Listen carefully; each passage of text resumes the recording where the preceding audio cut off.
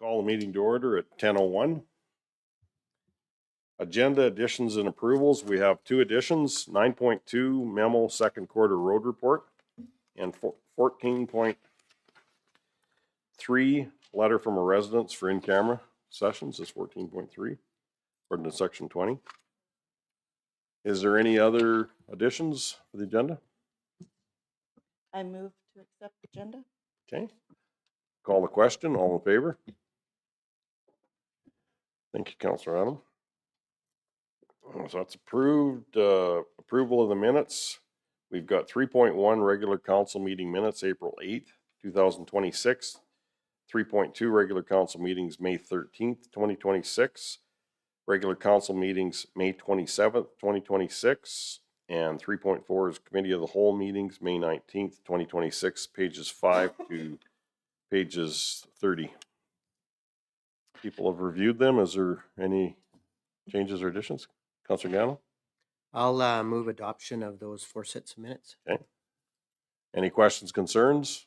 Call the question. All in favor? That would be carried. On to 5. Council's request for, 6. Council's request for information. 6.1 access to land on weight restricted roads. It shows Reeve Clark there, page 31, but it was also Councillor Nyberg.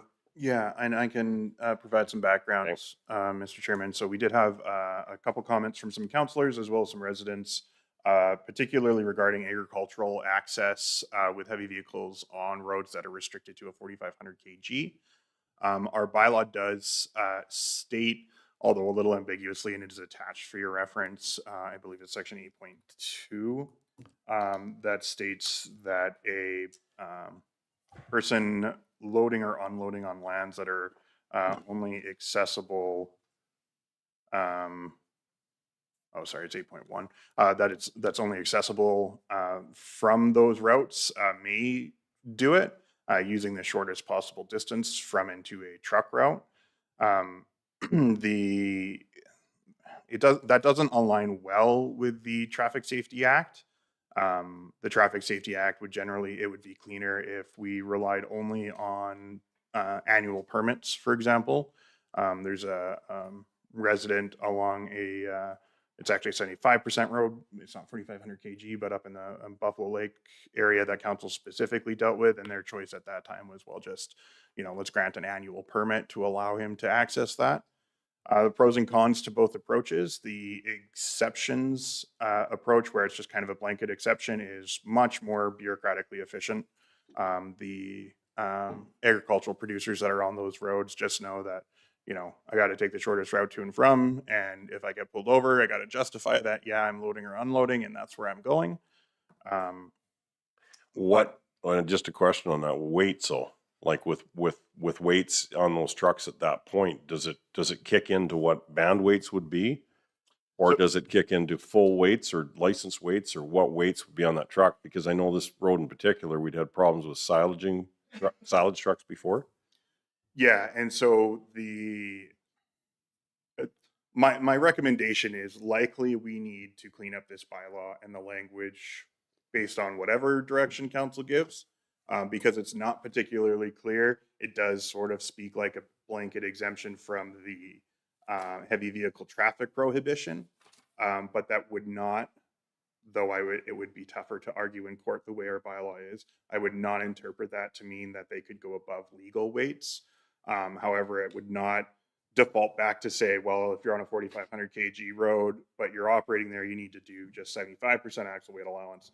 That's certainly not enforceable through our current bylaw without a permit.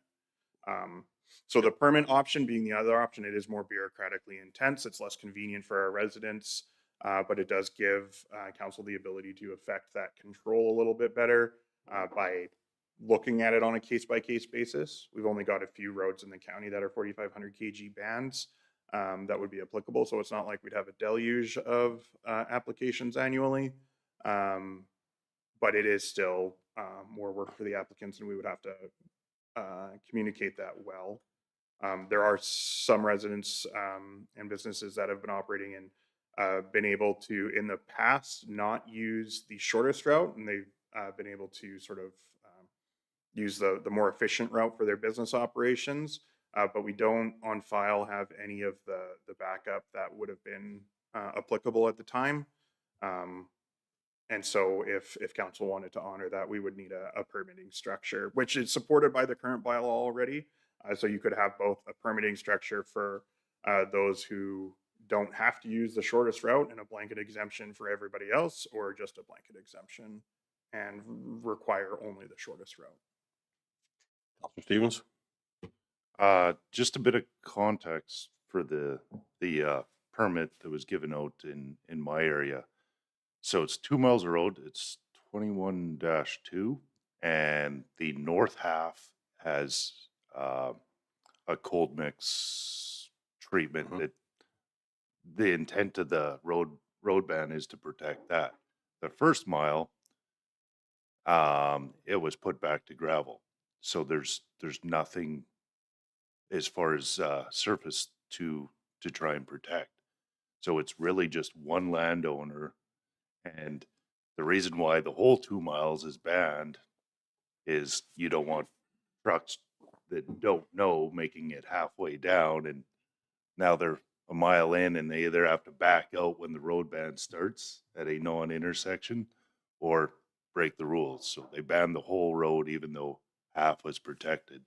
So a permit was given to that one landowner that needed access on that first half only. And does that permit holder, would he go north very often?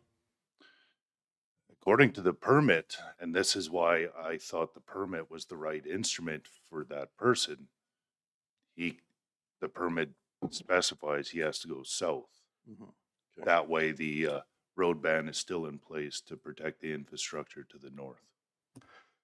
I do know that we have a road directly east of our shop that's also got a permanent ban on it.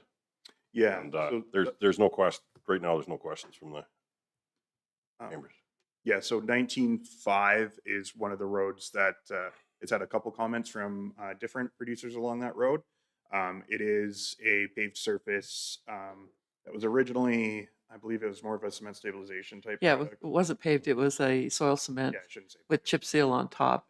And it didn't hold up all that well. So we've been patching like crazy to keep it, because it did control dust. And there were so many acreages along that road that the residents wanted us to keep it at all costs. Last year, we couldn't keep the holes out of it any longer. So then we basically milled it up. We hired a contractor and we put another overlay on it, which was a very light overlay. Mm-hmm. Yeah. $350,000. And we're hoping that we get a couple to 3 years out of that. Okay, the road I'm talking about though would be east-west past our county shop, Past, past Generations RV. right. Oh, that one too. Yeah. Yeah. Yeah. Well, we have that one. which we have had that ban for quite some time. The farmers have talked to us about it. I know they use it for minimal use, but they have to use it for harvest and stuff. But that would clean this up too if they got a permit. Then everything is laid out accordingly to what it should be, and the shortest route. Councilor Gano? Is it a permit or road use agreement? Sorry, I just It would These confirm. ones are just actually overweight permits Yeah. is all we require. Okay, Same as somebody going above legal loads. So it's simpler than a road use agreement. It doesn't require the bond. For these producers, like the one in Councilor Stevens' areas, we've even waived the application fees that are typically associated. I would appreciate if council's giving us direction on this, if they wanted that to continue to put that into policy as well. But it's something, for example, for the one in Councilor Stevens' ward specifically, we knew that it was, he only needed the permit because we had to ban the whole road, but the road that he was on didn't really need a ban. It was just the north mile that needed the ban. So that's why we've exercised administration's discretion to waive the application fees. But council could certainly put some better guidance around that if we're going to do a better education of, let's get overweight permits for accessing land on banned roads. And whatever council gives direction on here would come back at a future meeting to iron out the details with some proposals after we have direction. Okay, I do think we need to bring something back here, and we need to have something that's workable, because we do have land that could be landlocked. But it is that same part where people have to respect the shortest route version of it. And from a weight basis, I do know when having silage in my past, you get as much silage on your truck as you can. I'm really not sure what weights are, because we never weighed one. When it spills over the side, you're full. Yeah, yeah. And when you're going down the road, we've had many complaints in the past about silage blowing, like the blowing out of the trucks. So it is one of those things. I think probably a person would have to almost prove what their average load weight was somewhere through that, if they were doing something like silaging, or if they're hauling, if it's a grain truck, if they're hauling grain, they should know roughly how many bushels of each product they can get on, and a weight that way too. But it's, and speed maybe, Andrew, I don't know as part of that permit if you could put speed on it too, because that's the things that kill a road, eh? Yeah, so the permit does give you the option to say, well, if you want this exception from the law, you got to follow these other specific discretionary exemptions. It's why we utilize road use agreements and overweight permits so often. And then the other thing I would comment to is sort of the broader conversation about agricultural commercial traffic is one that we should probably have at some point, and maybe it's better suited for a committee of the whole, as it is a larger issue. The Traffic Safety Act and our general traffic bylaw give very limited exceptions to agriculture, but as a matter of supporting an agricultural community in the past, we've consistently had direction from council to exercise discretion broadly with agricultural producers. And so we have applied that, but again, you know me, I'm the concrete bureaucrat. I like things in writing. So if we had better defined guardrails around what council wants, that would be, again, that's probably a committee of the whole topic, not a topic for one agenda item on a council, but it all fits into this. Councillor Stevens? So if we go the permit route, we have pretty broad discretion for conditions that we can put in there. So we can allow an overweight, but we could set a cap, for example. So going back to the silage example, yeah, you're allowed to haul on this road up to this weight. And then that would be acceptable. Yeah, I would even clarify, in some cases it would be, yeah, you can haul over the 4,500 kg, but we still want you to be under 75% on your axles. That might be appealing to some producers who are just using bigger trucks, but aren't loaded very heavily to begin with. Okay. My preference at this point is to go the annual permit route. It allows us to put some guardrails in. I think by doing it annually, it draws a middle ground between being cumbersome and time intensive for our producers and our staff. I wouldn't want to do it on a day by day or We don't either. project by project. So I think annual makes a lot of sense. And the other thing that the permit does for us is it identifies who is using that infrastructure that is quote unquote overloaded. So if we do see degradation, we know who to go and talk to before it's completely destroyed. It gives us a lot more information about who is doing what on these roads. And also from bylaw enforcement, if they do stop them and they are overloaded according to what the agreement would be, that's, there's a set of rules you have to follow for us to protect our infrastructure. Greg? Thank you, Mr. Reeve. Just another consideration I'd like council to maybe ponder on is how would we, in effect, this permit would be issued to the property owner of the land that's being accessed along that route? How would we access, or how would we approach contractors working on behalf of the property owner? The property owner may have their own equipment and be doing some tasks in that same location, but they might be also hiring a contractor. And then that expands that whole realm of, okay, does the permit apply to that person that owns the property that would be accessing, loading and unloading? Or does it cover himself and any contractor that would then be working underneath him? currently we do have contractors that work within the county of Stettler that service agricultural producers.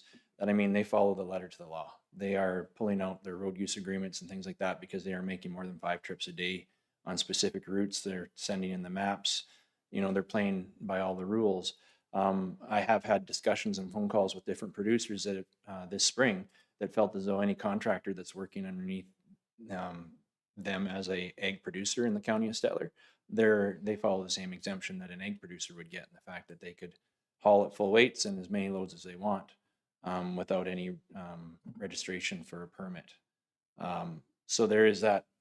Sorry to throw one more fly in the ointment, but there is that respect as well, that we do see a lot of contractors that are working within the county of Stettler, and there are a lot of them that are playing by the rules, and some of them aren't, just by the knowledge is vague and the whole picture is gray. And the fact, what do we truly want to achieve, and how do we want to approach it? That could also be affected with business tax, so too, Greg, if they are running a true business over there. Councillor Adam? I was actually sort of thinking along this route.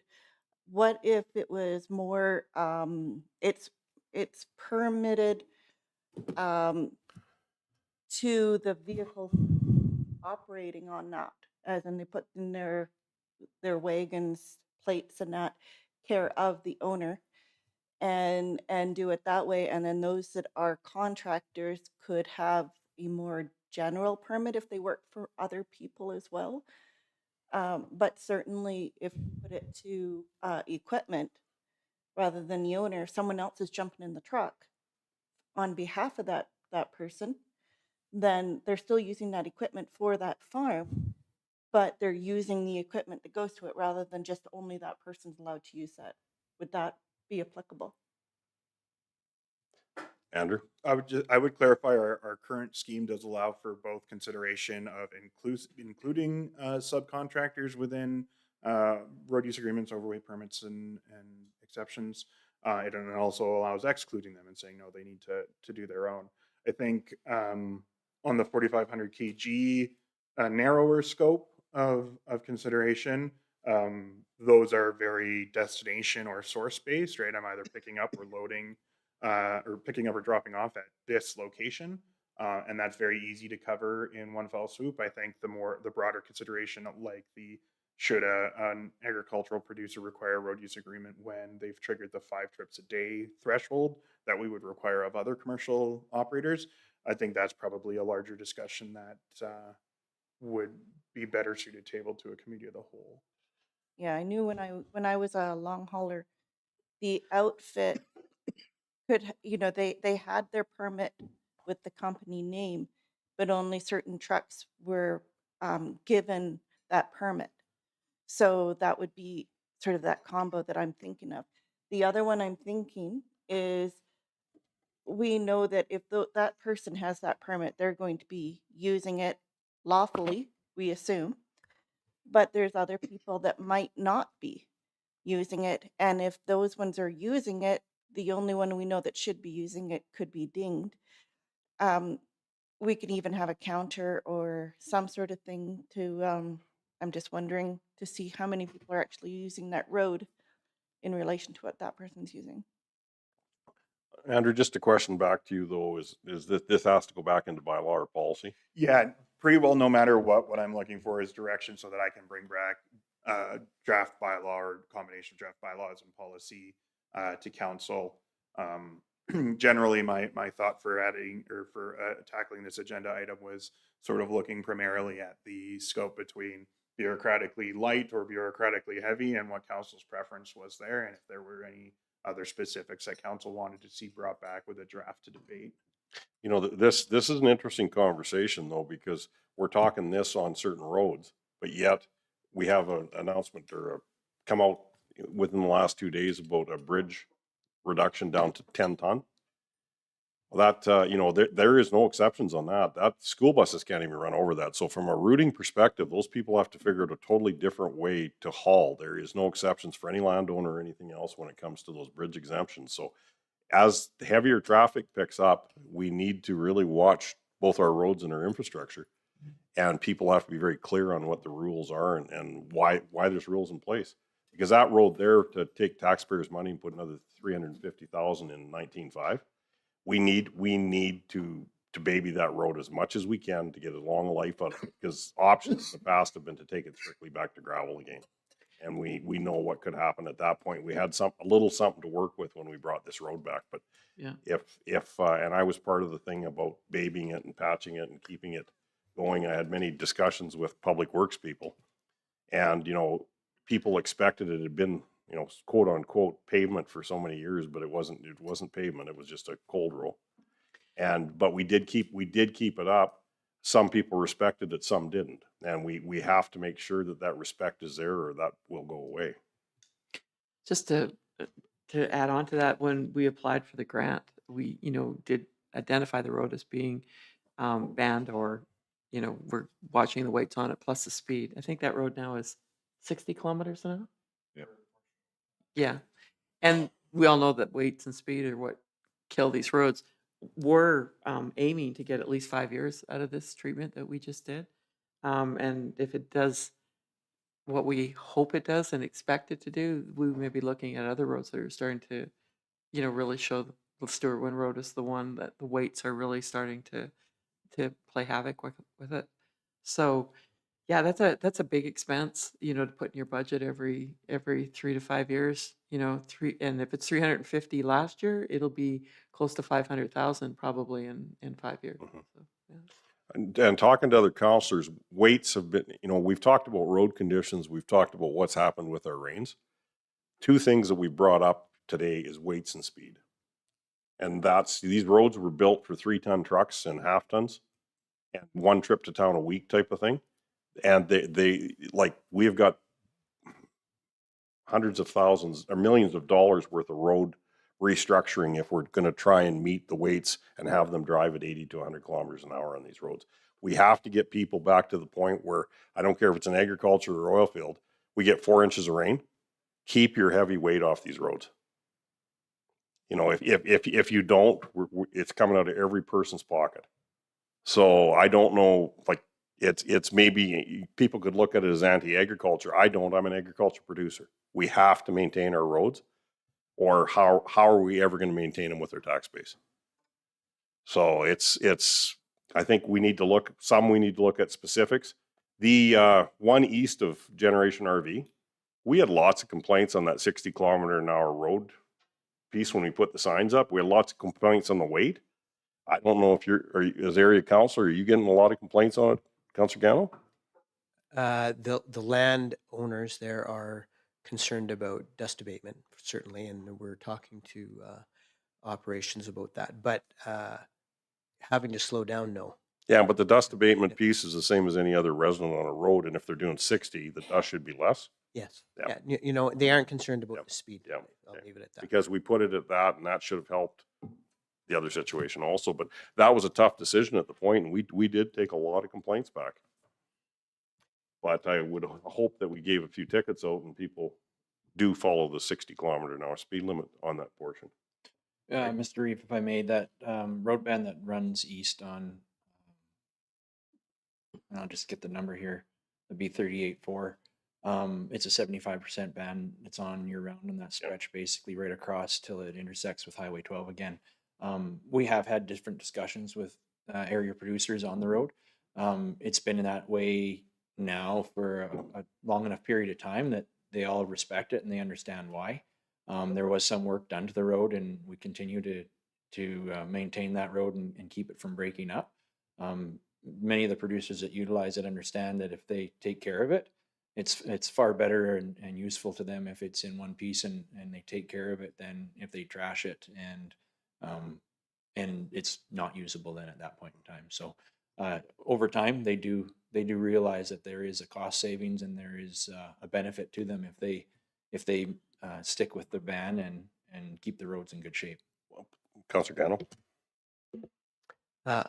New to council, road data, how does that tie in here? So they do all of our processing for us. So it can be done online, over the phone. They have longer hours than we do. So producers generally, or commercial operators, industry in general, our reception, since we upped the amount of processing they're doing for us, has been quite positive. They are a fairly, I don't want to say a monopoly there, but they do have quite a large number of the municipalities in Alberta utilizing their services. So especially province-wide operators do find quite a bit of convenience in, you know, the standardized way of reporting, and they can get their provincial permits, their municipal permits all in one spot. So they have always done our overweight permits and inquiries. That's not particularly new with them. It's the road use agreements that we recently added, but even then, we've gotten good comments, because one of the complaints we always had was, well, I get a call at 6 a.m. and they want a job now, and I need a road use agreement to get there. County's not open till 8:30. Well, road data is open early. And do we have, to help this decision making that's coming up, do we have some data from them around, you know, how many permits are pulled and things like that, so we understand? We can certainly get it. Yep. I think that might be just part of the kind of the decision making, like how often is it used, and is the intention here then that how are we addressing agriculture, that there is no exemption? Is that where we're headed right now, or is that something that will? That's what I'm looking for direction on in general. Like I said, the broader conversation about agricultural on the highway is probably needs a more fulsome workshop to go through with council. The more narrow issue here is the few 4,500 kg band roads have just a couple producers recently have raised the issue, and we wanted to get that started in a timely manner. Oh, CEO Costi? I also think that anytime, unless Greg can correct me if I'm wrong, but we're seeing the contractors, the agricultural contractors are all getting road use agreements, but the agricultural producers themselves aren't. And that's where we're seeing some of our roads really taking a beating, especially when it's wet. So if I'm a silage contractor, Mhm. generally I've come and got a road use agreement with the county. They're ahead of the game. They know they're coming next week. They're here, and Yeah. That's what we've seen, yeah. thank you. Counselor Stevens? From personal experience, road data is very user friendly. It's very quick. You can, I could call in for a permit, and by the time I get my machine loaded and chained down, I have an emailed copy on my phone. I think it's a $50 fee for after hours, so it's very user friendly and quick to use. And when we made that decision to move to using more of their services, it removed some of the staff time, but we don't make anything. So the only fees they pay are strictly what road data charges. There's no user fees on our side. And it was sort of a nod that to industry and commercial, that we just want to protect our roads. We don't want to make any money. So it's, Yeah, and we've been following down this path for quite some time, and this was even to some of our local contractors, if they did get that call that they had to deliver a bunch of gravel for, you know, bin bases or cement or something, that they could phone in and get that permission to move forward. You know, and our contractors weren't always the shining stars. When I say that, I'm not saying our sand and gravel contractors, I'm saying contractors and ag contractors. And so this has been a real progression over 9 years now that I've been in council, where we've seen the, you know, the change and the following the piece. A question had come up in regards to contractors living off the road or contract work happening on those roads. I think a point we need to get across is to our landowners, if you're on a banned road like that, it would be, you know, I guess we need, if they got a development permit or something coming in, they have to realize they have to get permits or have a road use agreement to bring that heavy equipment in. I know some of our developments or acreage developments or lake developments, we've, you know, destroyed road networks by the work being done within them. So, and even some of our hamlets, you know, we've tried to get as much work done in them, and we still question about when you pave the streets as we've committed, they will be paved, in order to maintain and save those roads.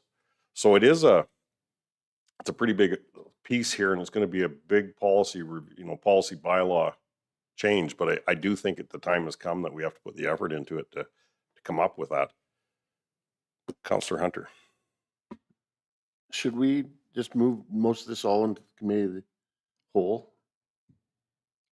That would be back to, So certainly the bigger conversation, there's no way to get the discussion today that we need on it. Regarding just the issue that we've had the concerns brought forward on, I would certainly appreciate some direction today, even if that direction is simply let it pass till we get a chance to bring it to committee of the whole. We could certainly undertake that. I'm happy to do whatever council wants. I just think council should give consideration to the interim.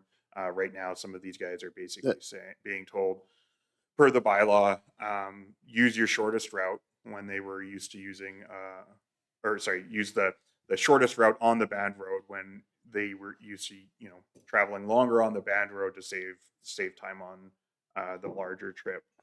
So I'd just like to get an answer to. I think we do have some time because most of that work is, the heavy work's all done. We've got agricultural producers that are doing stuff year round, right? So your non-traditional like APRS and Okay. some of your livestock guys, they're bringing stuff in, they're bringing manure trucks in, those types of things. Okay. did you have your hand up again, Counselor Stevens?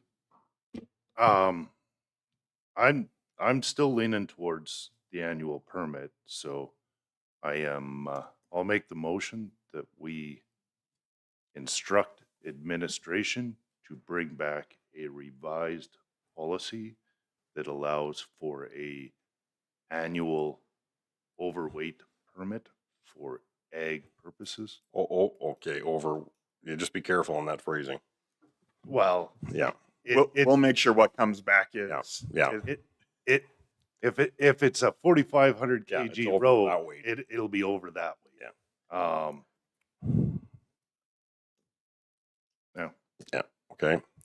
Questions, concerns? Did Greg had his hand Oh, up? No, we're he's good. done. Okay. You're good, Greg, or? Okay. Questions, concerns? Call the question, all in favor? And that's carried. Mr. Granatus, you stuck your hand up a couple times. No, we're not talking about it in here today. We follow our procedures. When we go through the policy bylaw pieces, you can certainly come in as a delegation and talk towards that. So I appreciate you coming in, but we don't in our typical council take question.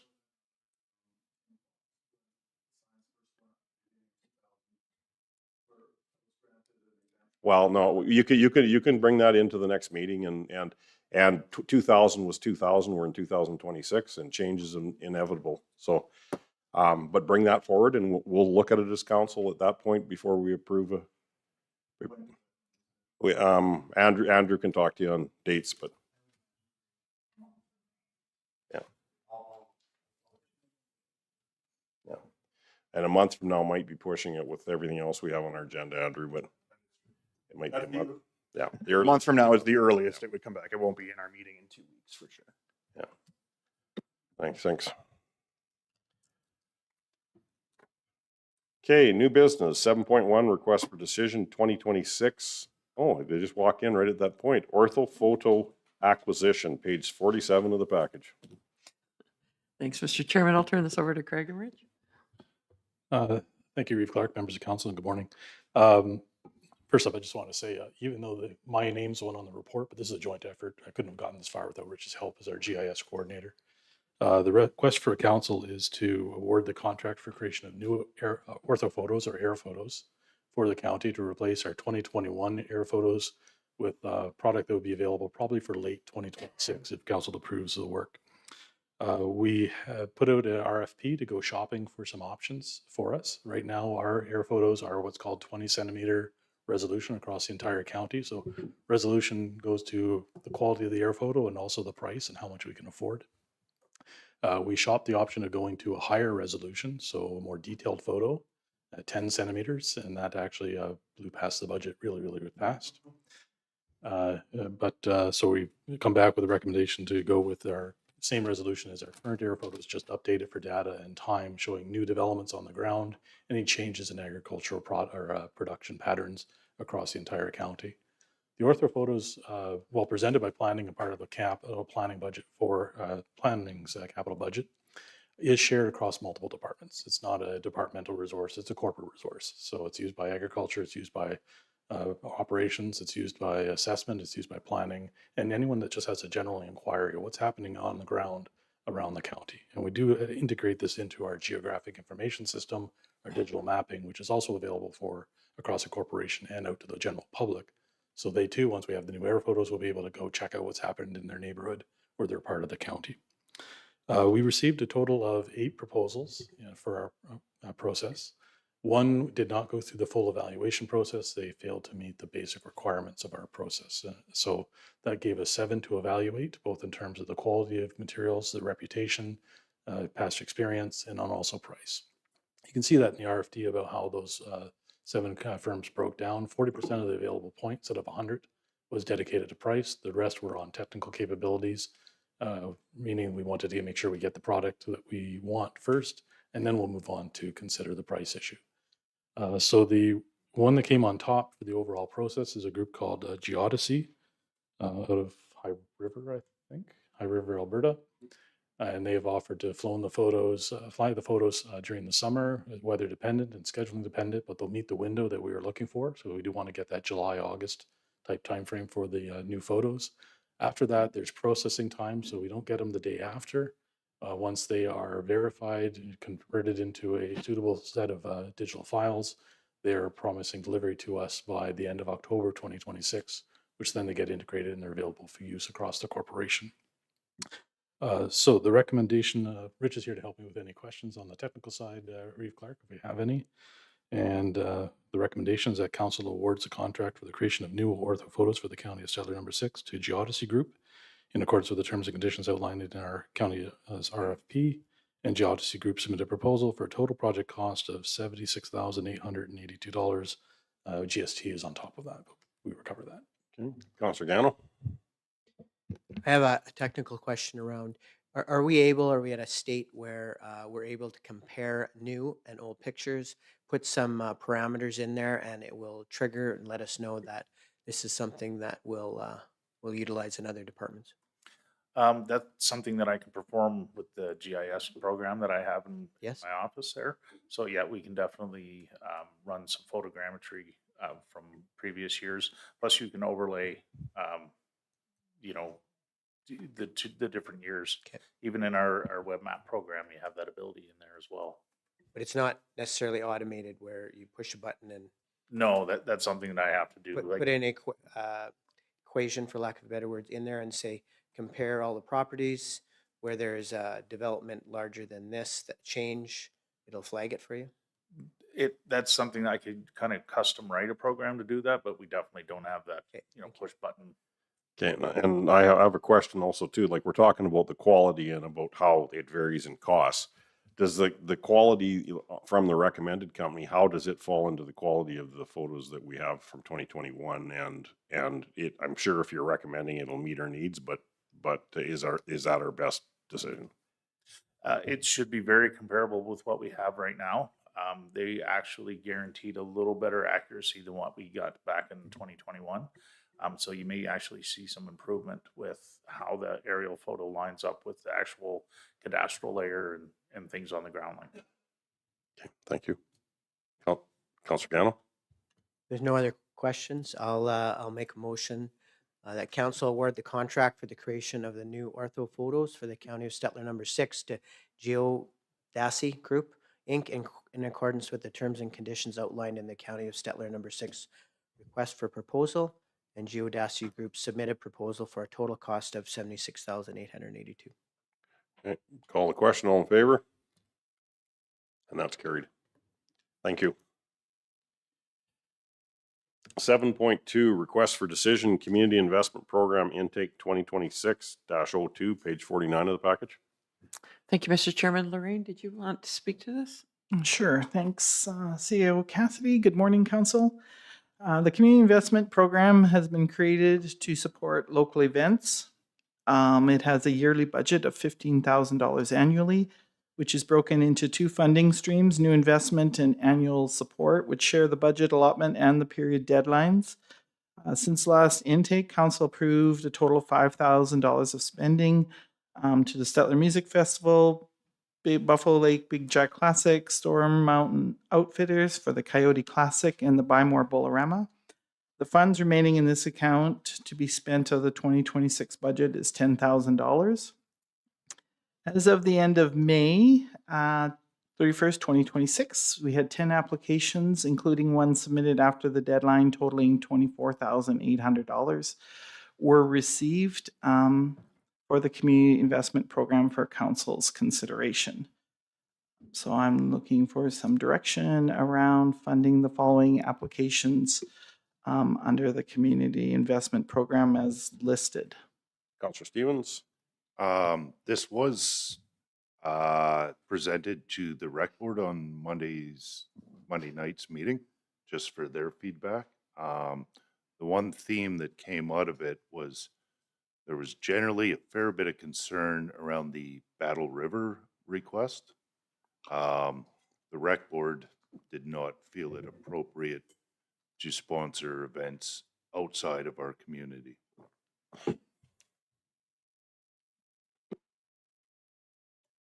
Other questions, comments? Counselor Gano? I see one late application, and I'm in favor of sticking to our deadlines. I think that as we vary things, we're just gonna pile on. So I would suggest that we not entertain late applications. Counselor Hunter and then Counselor Adam. Clarification that Share Bear Play School, isn't that private? No, it's a society as far as I'm aware. We did fund it last year as well for some outdoor activities or outdoor improvements to $1,000. They're a society as far as I'm aware. But they are private. I think they operate like Mhm. most of the schools Yeah. do. So you have the schools or the school libraries, and then you have Friends of, Mhm. let's pick on Big Valley, Friends of the Big Valley School. And they're the ones that do the fundraising, and then the school kind of operates on a separate entity. You're seeing more and more of that type of structure. Yeah, pop the up. arm's length away. Yeah. Mhm. But it's private run and I don't know. Yeah, they would be a provincial society, recognized nonprofit Are you sure? society. Yes, Well, yes. we get the number and the incorporation documents. Who owns the building? That I would I- imagine I- they rented. I think was, I think they would rent it. but I'm not 100% sure. Because it was purchased by a past owner, like, that's just kind of how it can almost look like it could be Yeah. fallen private, but that person isn't the operator anymore. We had a lot of discussion over the last time we funded the Share Bear Mhm. School, so I was expecting kind of more conversation over it. Bernie Jackson was a huge driver of this the first time we funded them, I think.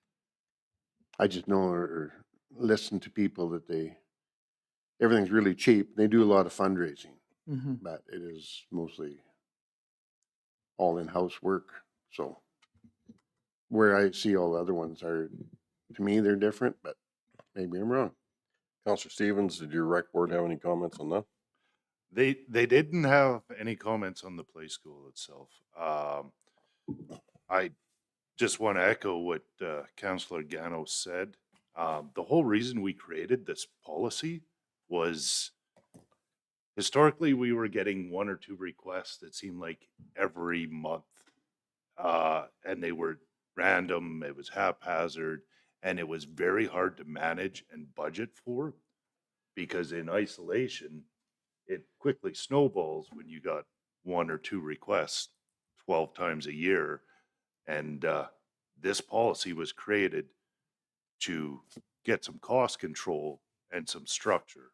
And that's why I agree that the deadline's the deadline and we need to start enforcing that, or else we're back to the way it was. On the play school, this is definitely a valuable group for our community. But we are starting to stack government subsidies. So now that childcare is subsidized, are we expecting the federal, the provincial, and the municipal all to subsidize daycare? I don't know where the right line is. Okay, well, we certainly have to cut, like, if we want to meet what our budget is, we certainly have to cut some things off of this one. What was, I guess from your, I'm going to keep questioning you, Counselor Stevens, from your rec board, what was talked about when it came to the Stettler and District history book? I'll just chime in a little bit Okay. there that we have funded the Stettler History Book $4,000 in the past. Which I did read in the package, but this is another request, so. Mhm. Well, there wasn't any lengthy discussion on the history book itself. I'm a little confused by this because this is the second time that we've gotten this exact same request this year. Did we get it, or was it to buy copies for them to sell the last time? This I- is deemed a donation. Well, it was the exact same amount to the Okay. same group. What they were using it for, I'm not sure if it's the same this time or last time. But I wish they were here in some ways. I'd have some questions for them, but it draws questions to my mind. If they're requesting the exact same amount 6 months later, when the justification last time was we need this to purchase more books when we do our one printing run, because afterwards they're destroying the plate, so we want to get more books to be able to resell. I assume that their printing run was done. Not in the package. It hasn't been. They've printed one copy, I think, is what they did for proofing. So are they, is that the intent still to use this money to purchase additional books for resale? I did, but I think it's deemed at this time as a donation. Yeah. Yeah. Counselor Walker? Yeah, I'll just speak. My ratepayers You would not like that at all. They didn't like it before. They won't like it now. spoke? Yes, you did, on Sherburne, yeah.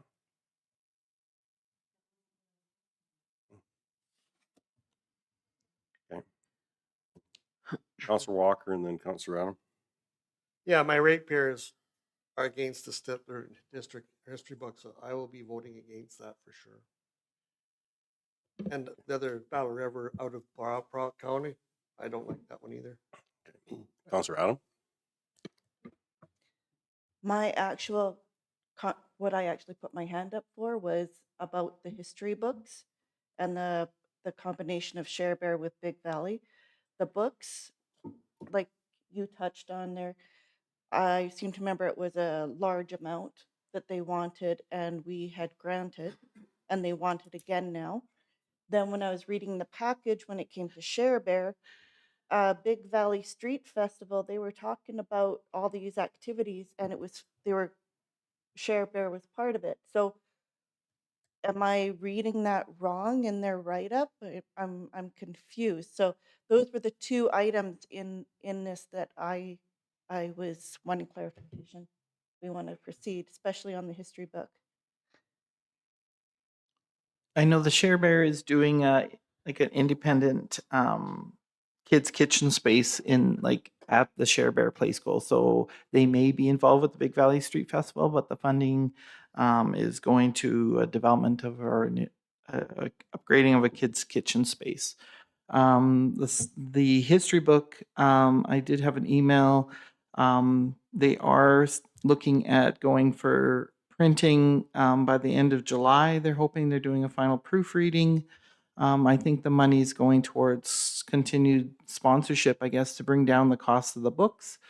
I know they're asking for $400 right now per set, but with increased sponsorship, I believe they're asking for a $200 deposit, and then those that purchase books will get potentially it won't cost $400 if they get more sponsorship towards the cost of the printing. Printing timeline and process is also dependent on sales volume is the last email I have from the history book. Oh, I see where I got that confused with Share Bear and the Big Belly, Mhm. because when it was scanned in, it was directly following that with their Oh, letter, okay. and then it went into Share Bear. Oh, So okay. that's where I got confused. But the publication, yeah, I don't, especially when we have such limited funds to go around. Um, that's it to me. Okay, any other comments on the list, or how do we par it down to meet what our budget requirements are? Counselor Gamma? As a suggestion, we may want to remove some of these and then concentrate on the ones that I don't know. And again, we're not making a motion at this point, but you know, I think around the table here, Friends of the Library were out due to late applications. I'm not, and it's the same with Battle River School Division. I got to step out with the Red Willow one for your decision. Mhm. Okay, the Battle River, which if we can start checking these, if we say, okay, I get straw polls on them, like for Battle River, what's your thoughts? You got your hand up now? Andrew, can you pull up a basic spreadsheet? I, I, I suspected that may be the case. No, I'm just that quick. You should I'll- be here every day when he walks across the hall and goes, "Here, I analyzed this." I'll take a first stab at this just for discussion points, and then we can adjust as saw fit by the group. So start from the top. Erskine Rec Board, 1,500. Stettler Museum, 1,500. Battle River, 0. History book, let's leave that 0 for now. Bust Out Rodeo, 1,500. Junior High, 500. Red Willow, 1,000. Big Valley Street Dance, 1,500. And that brings us to 8,500 if we funded at that level of. I have mixed feelings about that one, but it's not a showstopper for me. So there's 1,500 left. Yeah, Is and that our annual budget though? This will be our total budget for the Yeah. year. For the whole We've year? spent Because we 5, did so we have already. 10 left. we did look up the title on the Share Bear. It is privately owned, but they do have a society operating it, nonprofit society. What are other thoughts on that?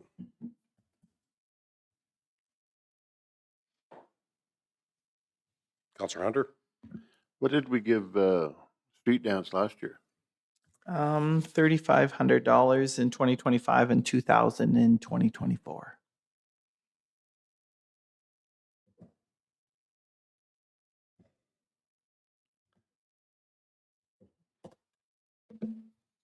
And I have an interest to leave a little money here.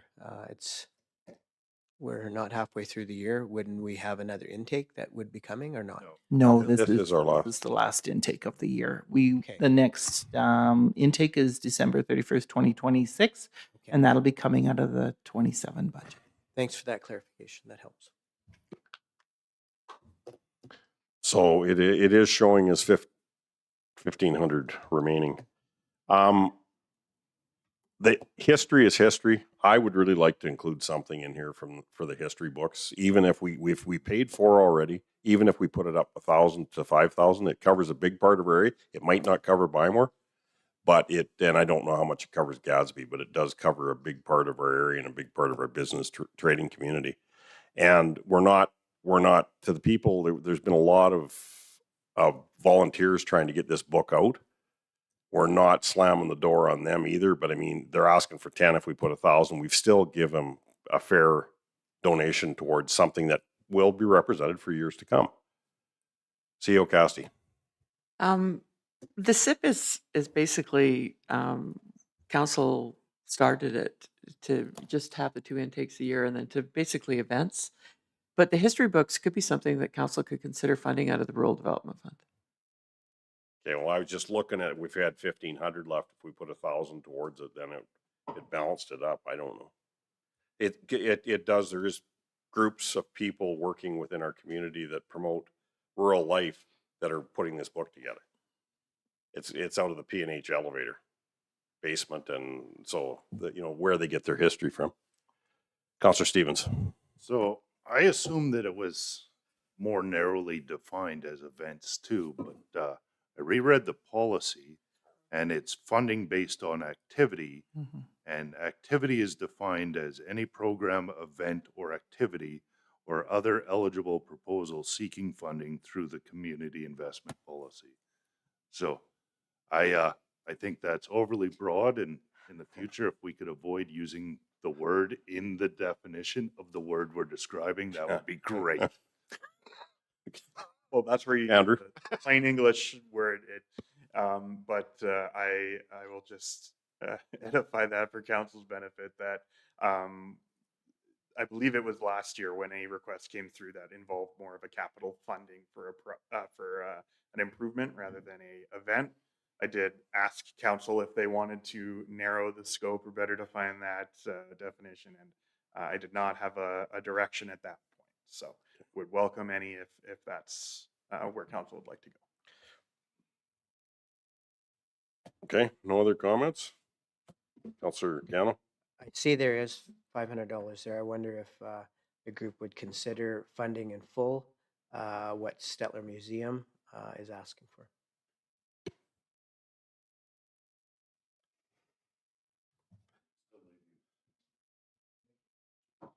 Okay, Councillor Hunter? Myself personally, I'd probably still get rid of the share bear. Go back to for the ag siding Big Valley Street dance, bump them that at 500, and could be open to that if we want to fund the books, 1,000, or like Yvette said, do it another way, but I didn't know. Yeah, we've done, lots of different things in the Rural Development Fund. It is, people pay it when they subdivide property. It is to promote the rural way of life, which history books kind of fall under that category.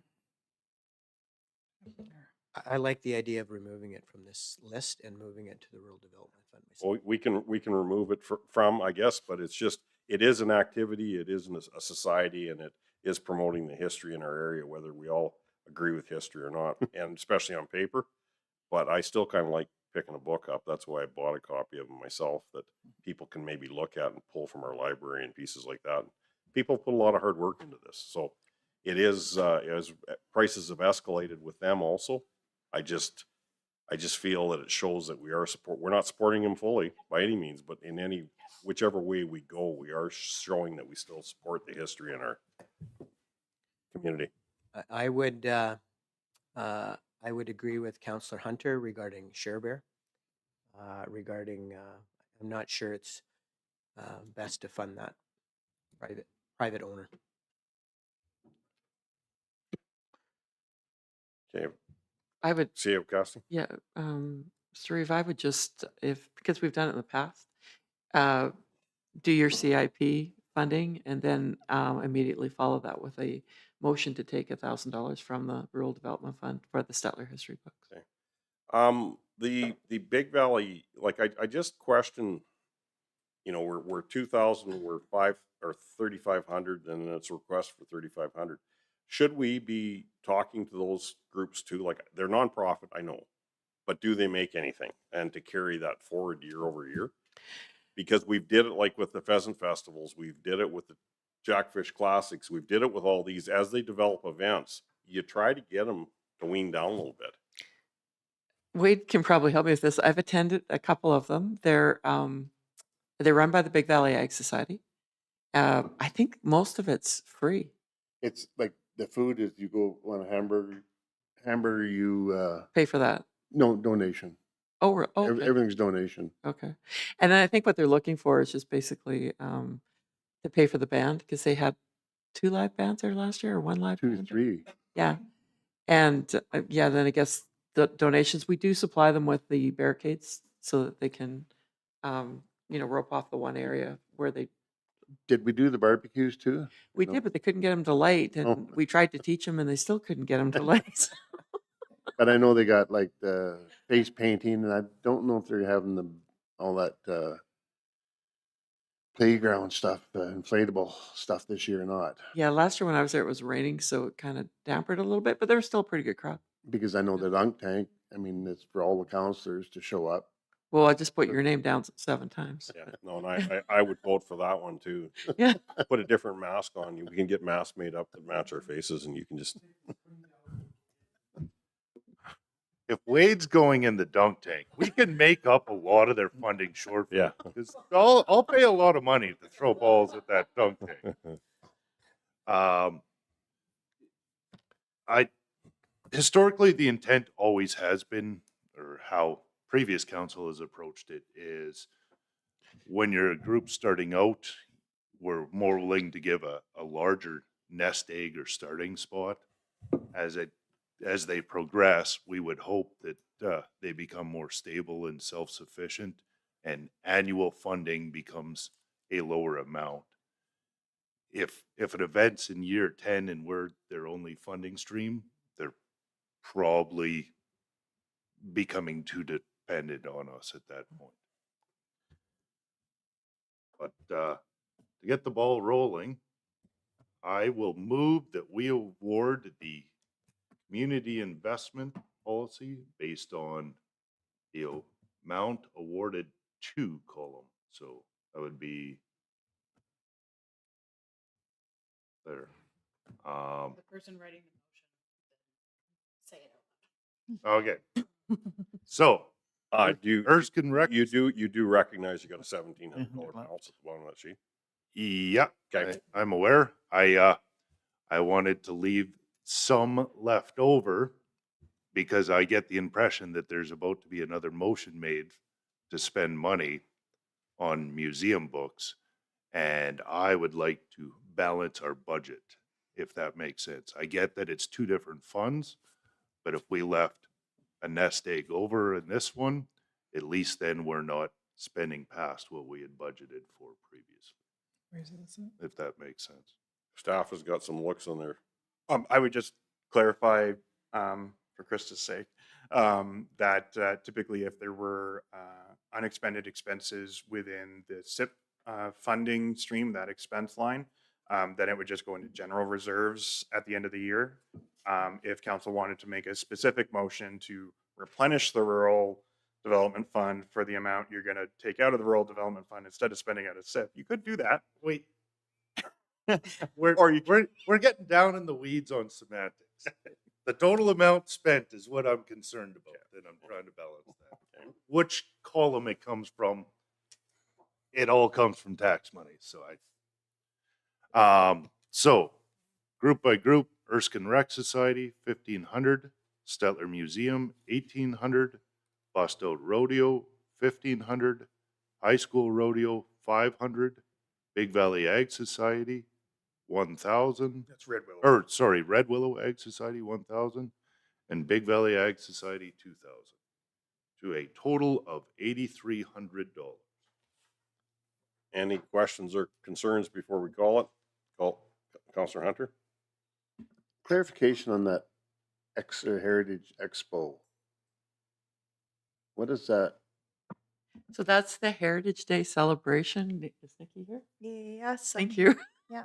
It's their 50 years, isn't it? Yeah, good Oh, morning. okay. It's August 3rd, so the Monday of the August long weekend. And it's the Heritage Expo at the Stettler Museum. And they're celebrating 50 years at the museum, I believe. It's 50. And you volunteered to flip pancakes already. Mhm. But On your calendar. I don't think so. Counselor. Yeah. This total that they asked us for, was this to cover the breakfast, or are we shortfalling the breakfast by that 3? No, it isn't to cover the breakfast. It's to support the event. That's what I was kind of curious what the money was going for. Thank you.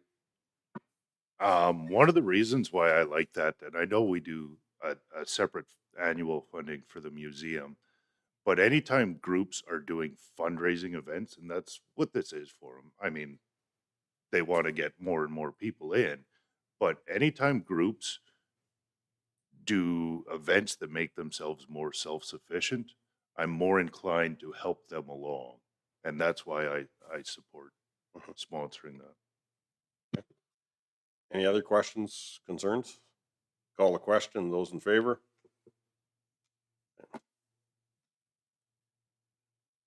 Okay. Thank you.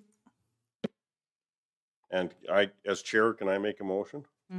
Yeah, I'd make a motion that we donate $1,000 to the history book group in order to meet their print. And with that, that would put us at a total of what we've given of $5,000 to that group. And as stated earlier, it's a lot of people doing a lot of work trying to keep the history within our area, and that would come out of the Rural Development Fund.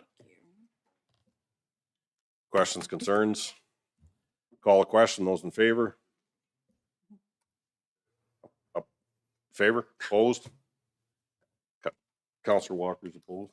Carried. Okay.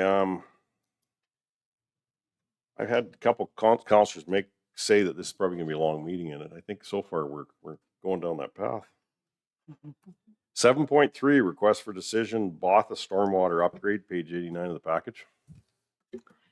Thank you, Mr. Chairman. So this is to deal with some more drainage issues in the hamlet of Botha. And this is particularly, unless I've got it wrong, to deal with the new lots that are being sold. So I'm going to let Andy and Greg speak to it. Not just the new lots being sold, the lots that The lot in that the have been sold yeah, and is more. where the concerns came up last year's rains. Good morning, Council. Yes, Botha stormwater upgrades. So there is a budget dollar amount that would be required to complete the work of $250,000 plus GST. Yeah, so kind of a little bit of summarize the RFD when performing the original scoped work by the consultant to create the lot grading plan for the county-owned lots running parallel to Railway Ave. It was noted by administration based on the survey data that post-lot development, it may create trapped lows and for potential stagnant water between the lot fronts and the shoulder of the road along Railway Ave. Based on the design to finish grades of the lots, if a severe enough rain event did occur, ponding water could potentially back up onto the roadway itself. Basically, what we have done is broken up the budget that would be required, proposed budget that would be required to complete the work into two separate categories, with one being materials. For cost savings for the project, we would, the county is proposed, administration is proposing that we would purchase materials directly, so there to prevent any contractor markup. And then there is the contracted services portion, which would be $165,000 plus GST. I guess maybe before I go through some of the potential motions, was there any questions regarding this proposed project? I guess as much questions as a comment. When we took over Botha, this subdivision had been made. I guess there hadn't been grade plans as part of it, and as you develop, it has been a lot. As people work on their lots, any rainfall we have, a lot of water has ran into certain individuals' lots and has really nowhere to go. I know last year we had Public Works out there numerous days trying to get water. I believe, was it pumped off, Gregory? If I may, Mr. Reeve, what we ended up doing was providing a swale for water collection that would then move it to the back of the lots and drain away as per the natural drainage plan that you can see on the screen there now is what we worked with it at this point in time. That lot itself it also has a lot grading plan that will be attached to it. It will have to be somewhat adjusted as the issues are to the lot adjacent to it to the west. That lot was developed, purchased and developed without any grading. And that's when we initially found that there's going to be some significant issues with the drainage throughout these subdivision. So would the water be collected at the front, like basically along Railroad Avenue and then flow through? Is it a pipe also to the back, or is it? Yeah, so this location here, we've got two separate drainage infrastructure utilizing the catch basins, basically the culvert that will carry the water to existing drainage routes is covered in ground, and it comes up to the surface at catch basin points. As you read in your package, this was the same design that was used in the hamlet of Gadsby, where we're noticing we've got constrained workspaces. And so to be able to meet with the grading and carrying the water, the ditch slopes are not able to be met with the safety specifications that are required. So we submerge the culvert, put it in underneath ground, and we have basically the landscaping to carry it to these catch basin points on the surface.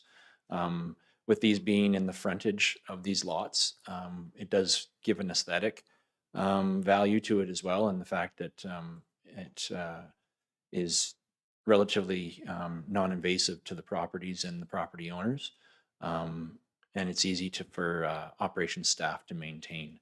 So if you can look on the map there now, currently you can see the west grouping of lots. That is, they would lot 3 through 9. Would be a single group that would carry all to the west, and then the outlet would be at the very end on the municipal property there. And then the second grouping, on block 3, lot 3, 4, and actually it would carry right through 5, 6, and then 7. Those lots would all be serviced to that catch basin point, basically in the middle, and then travel through underground to the release point at the north end, which would then follow that same natural drainage path down and out.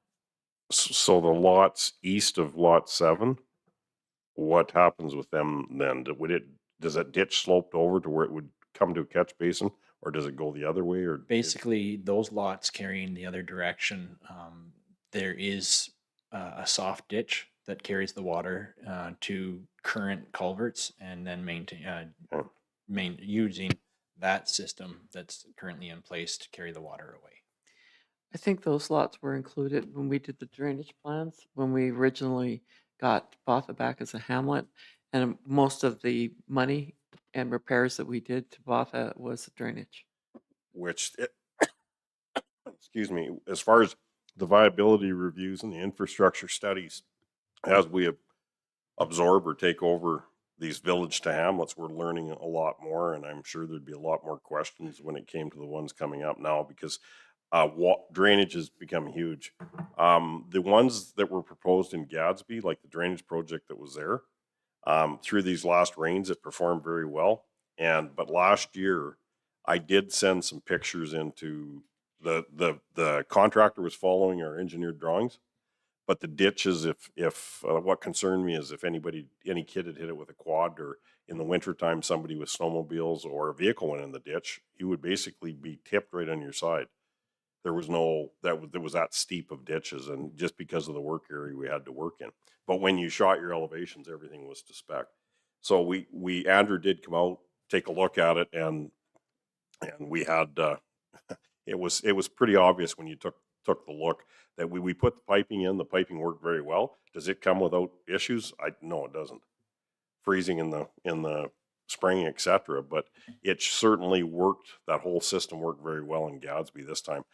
If we don't do anything here, and I know within this hamlet, we are going to continue to have problems, and we're going to continue to be sending public works out, or have people basically, come after us because they're flooding their properties. Greg? If I may, Mr. Reeve, yeah, and so much of what we've seen here and what was administration kind of revealed with these lot grading plans is, unfortunately, when you don't have a lot grading plan, all too often the last to develop is the one who's going to be carrying the load of all the water being directed towards their place, as everyone else will make the effort as they develop previous to that to diverting water off their own properties.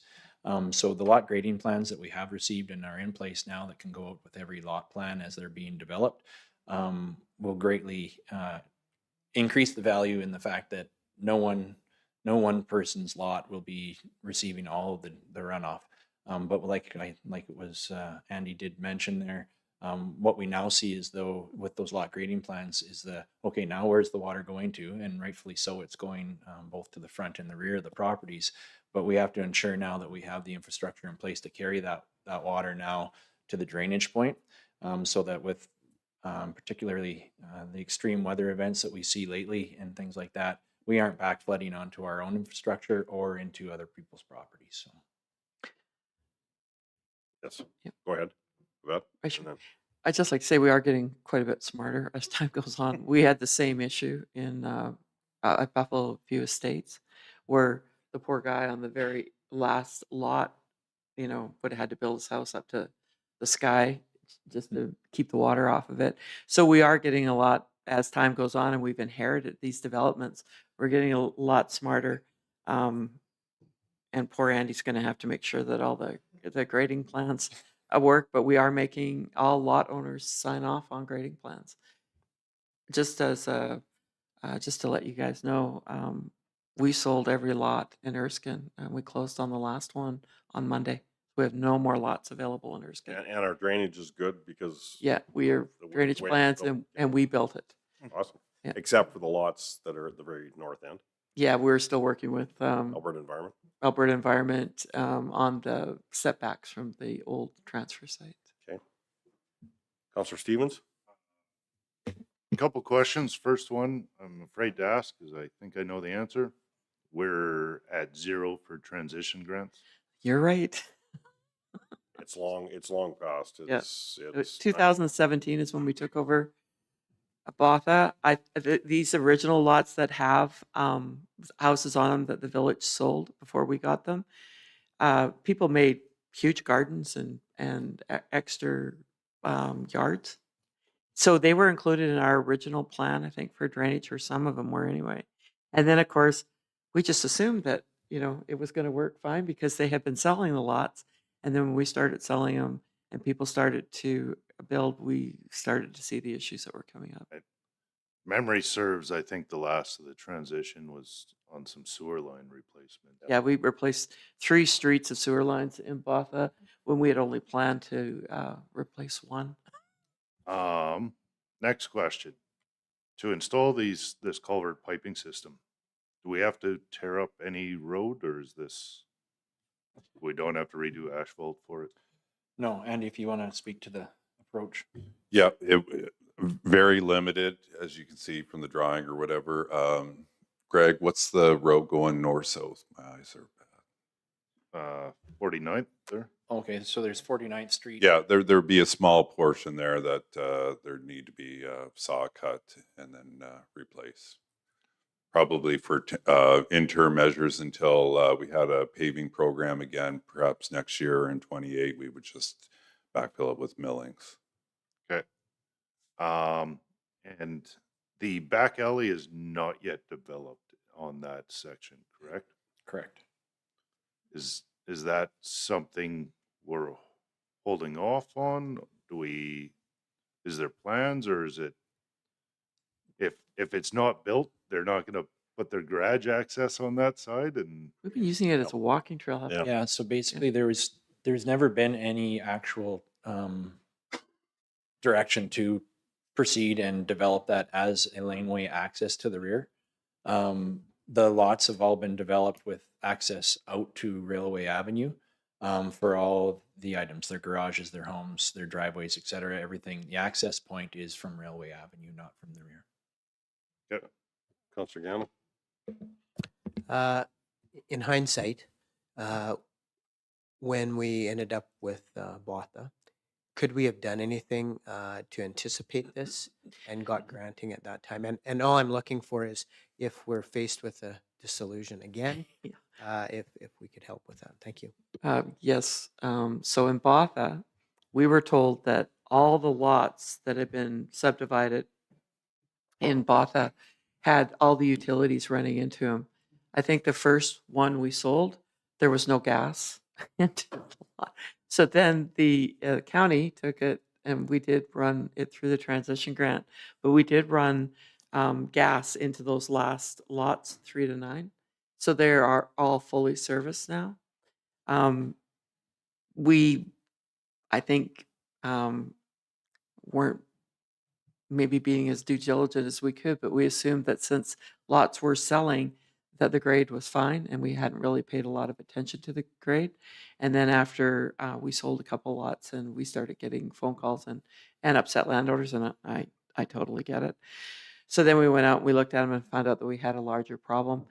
If we were to absorb another village, any lots that had been designated to be for resale, Andy would be spending a lot of time out there, making sure that they were serviced and that there were grade plans available. And if they weren't, we would get them. And every lot sold, like we do right now in Erskine and Botha, the landowner has to sign off on the grade plan. Greg? Thank and then you. Andrew? And then, Thank you, Mr. Reeve. Yeah, just a further comment to that. So much of the infrastructure study that's done before dissolution speaks to the infrastructure that's in place. And so when you receive those reports, any infrastructure that seems to be graded lower or be deemed to be in need of replacement shows up very clearly. It does not necessarily take into account any future infrastructure that needs to be constructed to support the current subdivided parcels or anything of that nature. So definitely the lesson I've learned is before these things happen, it's a good get the boots on the ground, go for a walk and see what may be the upcoming, so the questions can be asked. And then just Andrew? the last point on the same question, and something to keep in mind for advocacy when you're in front of the province, particularly municipal affairs, is the transition grant funding is based on a formula. And so the infrastructure audits, when we get that in hand, basically we want to start tallying up the bill day one, and I can almost guarantee how much more than the transition funding it's going to cover or going to require, and start on that advocacy. I definitely think municipal affairs is open to hearing it on that case by case basis, but we got to make a good argument for it. Councillor Adam?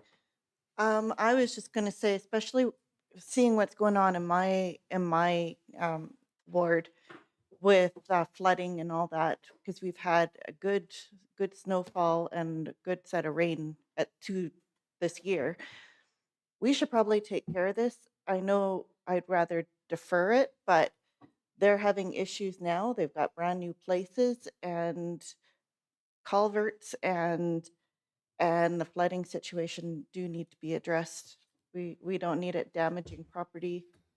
They'll have insurance going on, and they might send us a bill. Councillor Stevens? Would this project fit the drought and flood protection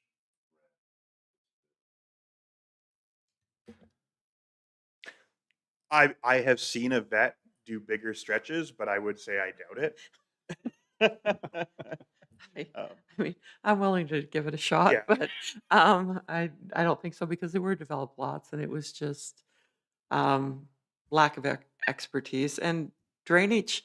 I mean, it's not that the county didn't know this. I mean, we had conversations with both Gatsby and Botha when they were still villages about the drainage issues they were having. So we were well aware. We just took it at face value that these lots were ready to go, and they weren't. Just on the drainage too, and being familiar with what's happened in Gadsby, like as I said, and in the CAO report, it shows the water exiting the system at Gadsby. I drove every part of that to see that water was flowing the way where water was supposed to flow. We still had complaints on overland flooding, but I talked to Public Works, I talked to a vet, and I said, these people have to drain their lots to the drainage. And, they'd hauled dirt in, they'd built berms, they did things like that. So I think those conversations have been had. My phone hasn't been ringing off the hook on it. But now when you put this stuff in, then it becomes, okay, property owner, if you're still getting water in your lot, you have to get that to drain back to where we have drainage in place, or front, or, whichever direction it is. But you have to set your own drainage at that point, because if you don't, You will have flooding, and the rain we had, I don't know if there's anybody that lived in the country that didn't have water laying on their yard. At some points, in your lawns. And if you have somebody that cuts grass at your place that always cuts before the puddles are dried up, then you have to deal with the comments from that too. But it in Gadsby was, and there's still water sitting in the bottom of the ditches we're going to be answering for, but that's how ditches are designed. Mhm. So not to drain completely. So but it did work well. And if there is issues there now, it's going to be a conversation with landowners that you have to get sloped to the point where your water runs to where it needs to run. Councillor Hunter and then Councillor Stevens. A quick question on, and I don't know the county's rules on this. Like all these lots could be in Erskine. Have you set like, I don't know if I can come up with the right terminology. Like every subfloor has got to be within so long, or can you just go up and down, or do we have guidelines where they got to be? Yeah. Not grading, but usually like say, I'm going to take a city in a crescent, like every house has got the subfloor basically got to be within an inch of the main level. So their basements, so people's basements are all the same. So I don't know if that's going to help with flooding. I don't think we do. I could check with I guess Craig, yeah. what really looks ugly when you drive around and you see something this high is low, and I'd like to see something. We like diversity in the county of Stettler. But I'm going back to this flooding and all that, so we're not getting really, really deep basements where. If I lived on the lake, I would build my house on stilts, but they haven't seen a lot of water either out there. So. All I hear is flooding out there. Yeah. It's, no, I just wondered if I know the cities use it, and I can't remember about the town of Stettler, but I really do think it's something good to bring in to minimize some of these problems. Like, and that can be going back to your sewer, your height to your sewers and all that. So didn't know if we had it. So only question. If I may, Mr. Reeve, through to Councillor Hunter. So the Botha, the hamlet of Botha is a gravity fed sewer system. So at which level that their lowest floor, or let's say the basement level, will have to maintain a certain elevation in order for their system to work into that gravity wastewater system, handling system. So in that grading plan, I mean, they will have the option and there will be set values that they would have to meet in order for that system to work and function properly. But that's same as everywhere. Correct. So, but I mean, as what you said, if from that point building up, I mean, they're going to have to meet their grading plan. So they aren't going to want basically, their basement to the point where their lower level windows potentially are below ground level on their grading plan. So they will have to use all that information that's provided to them and then make the elevation construction happen from there.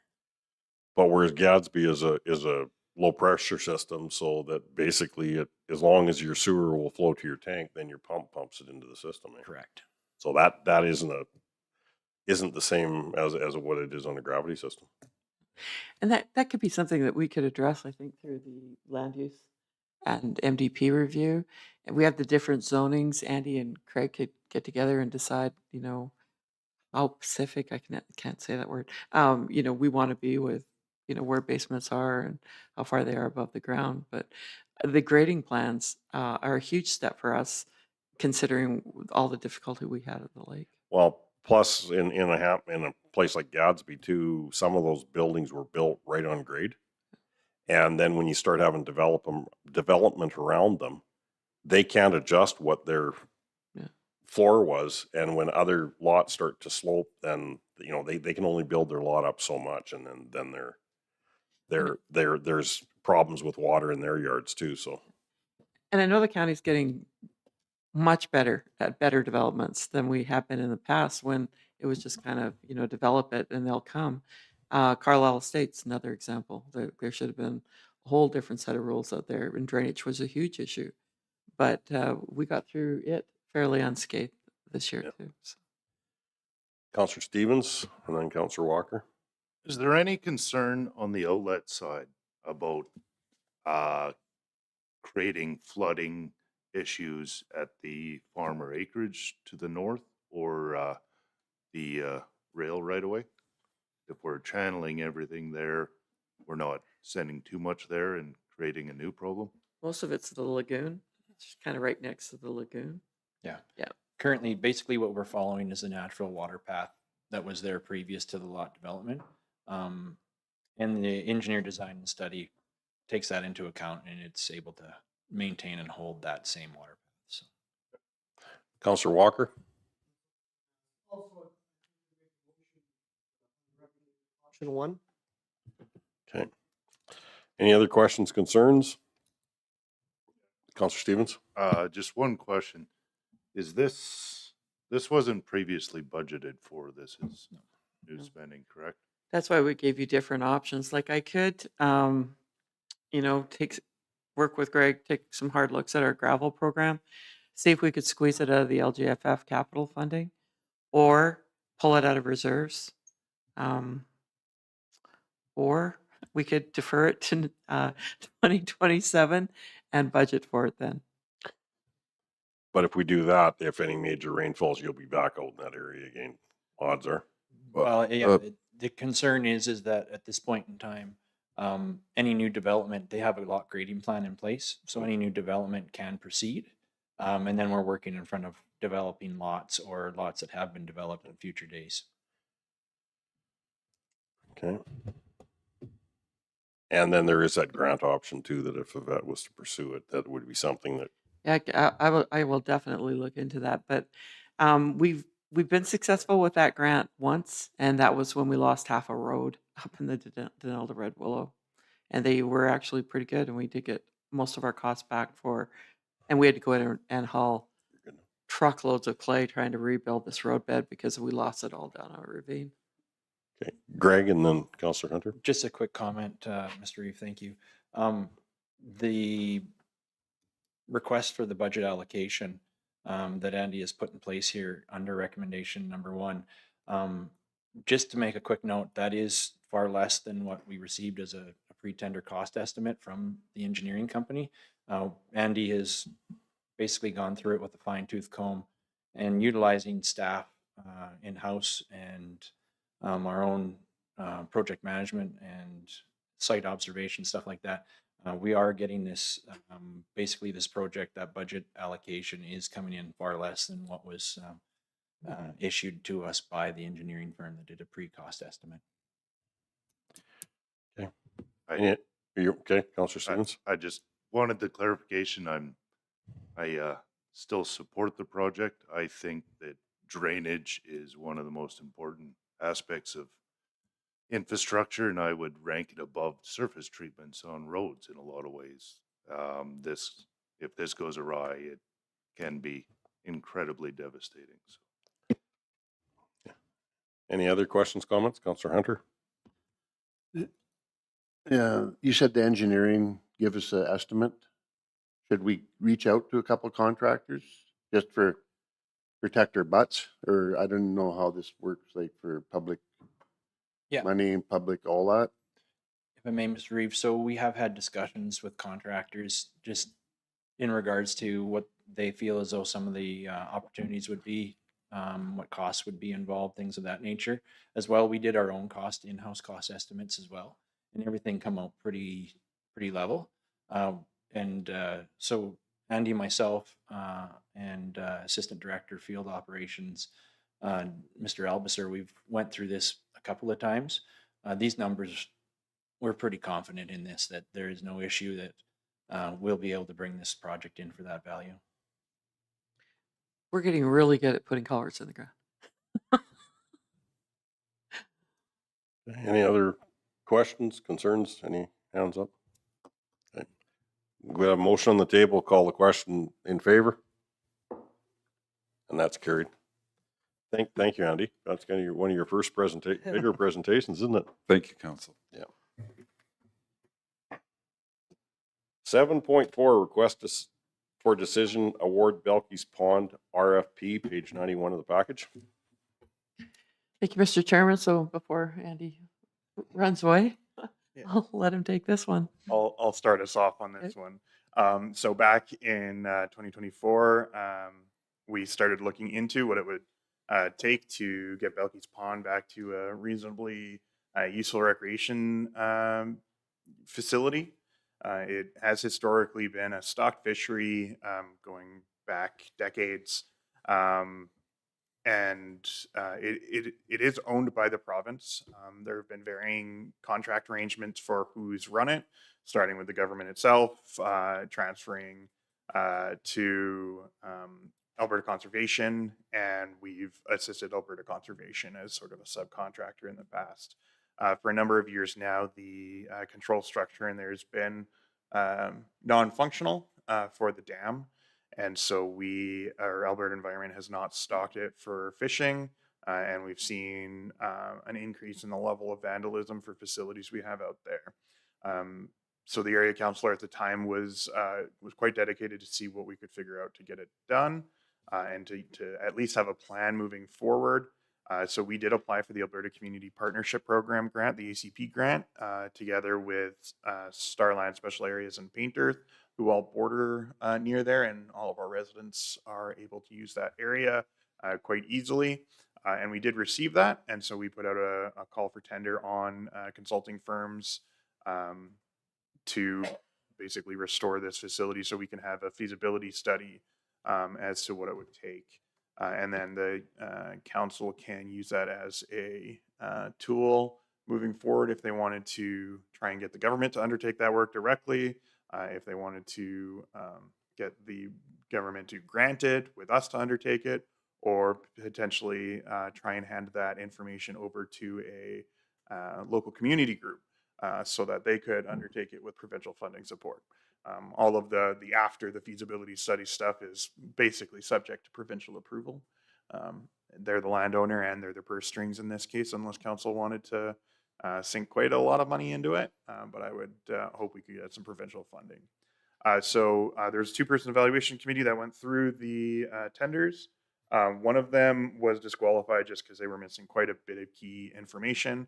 And then so between the remaining ones, the recommendation is Sweet Tech Engineering Consultants. They are within budget. It is a 100% grant.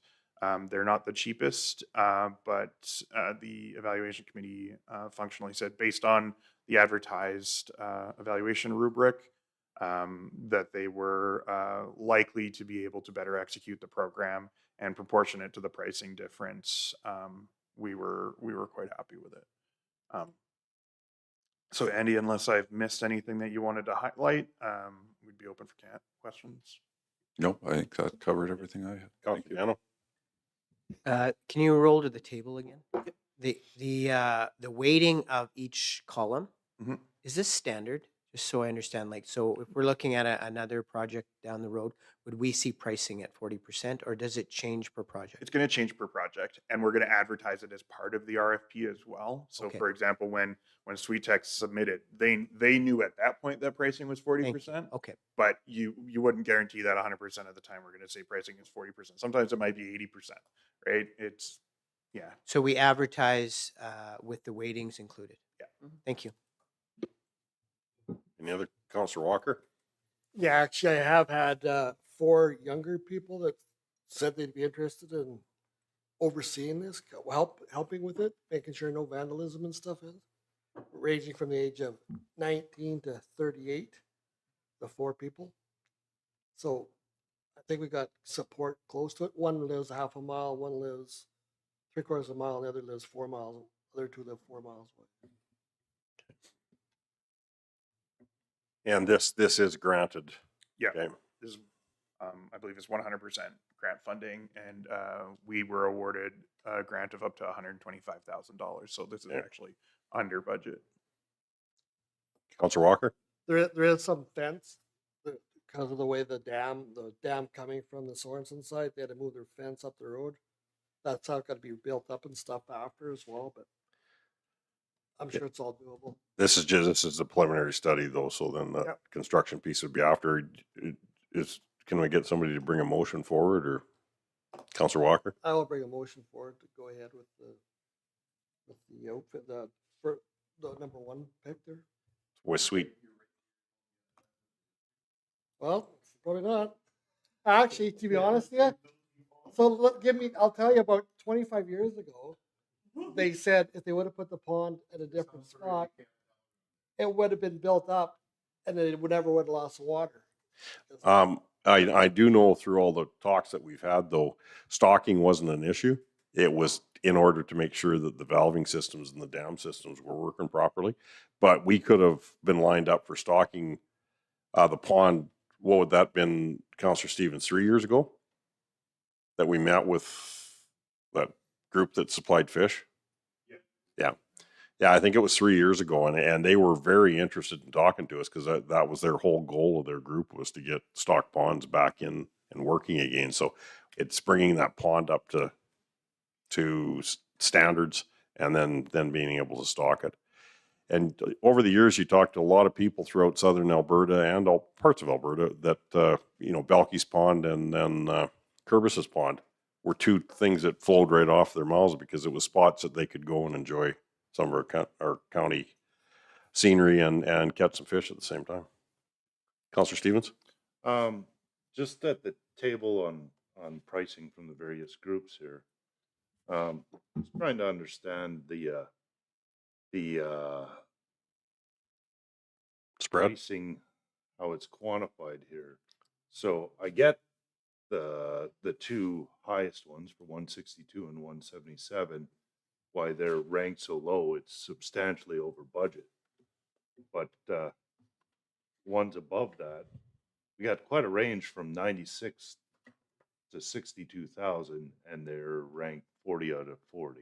I'm just Yeah, so this was based not on a ranking, but basically within the target of what the probable cost should be.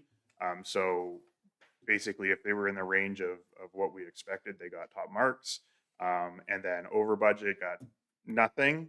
But the groups that also were too far under budget, such that it undermined our confidence in their understanding of the scope, that's where they would lose price points on pricing. Okay. Basically, the too good to be true prices, or the underbidding or not understanding the scope well enough. Okay. Any other questions on that? I'd call the question. All in favor? And that's carried.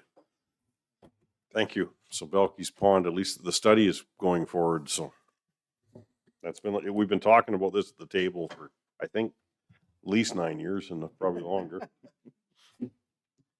Thank you, Les Goldberg. Yeah.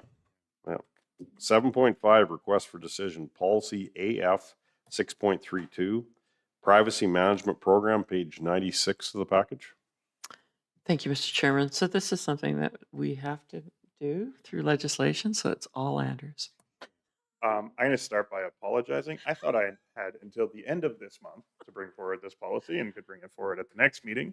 As I'm sure the Reeve and Deputy Reeve are surprised not to have seen this on the agenda for such a lengthy policy, and it's not coming to committee of the whole first because the timeline crept up on me. So I will own that personally. But beyond that, as the overview, a year ago now, as of tomorrow, the Protection of Privacy Act and the Access to Information Act were passed, which repealed the Freedom of Information Act and substantially replicated, but they did introduce some new requirements for us.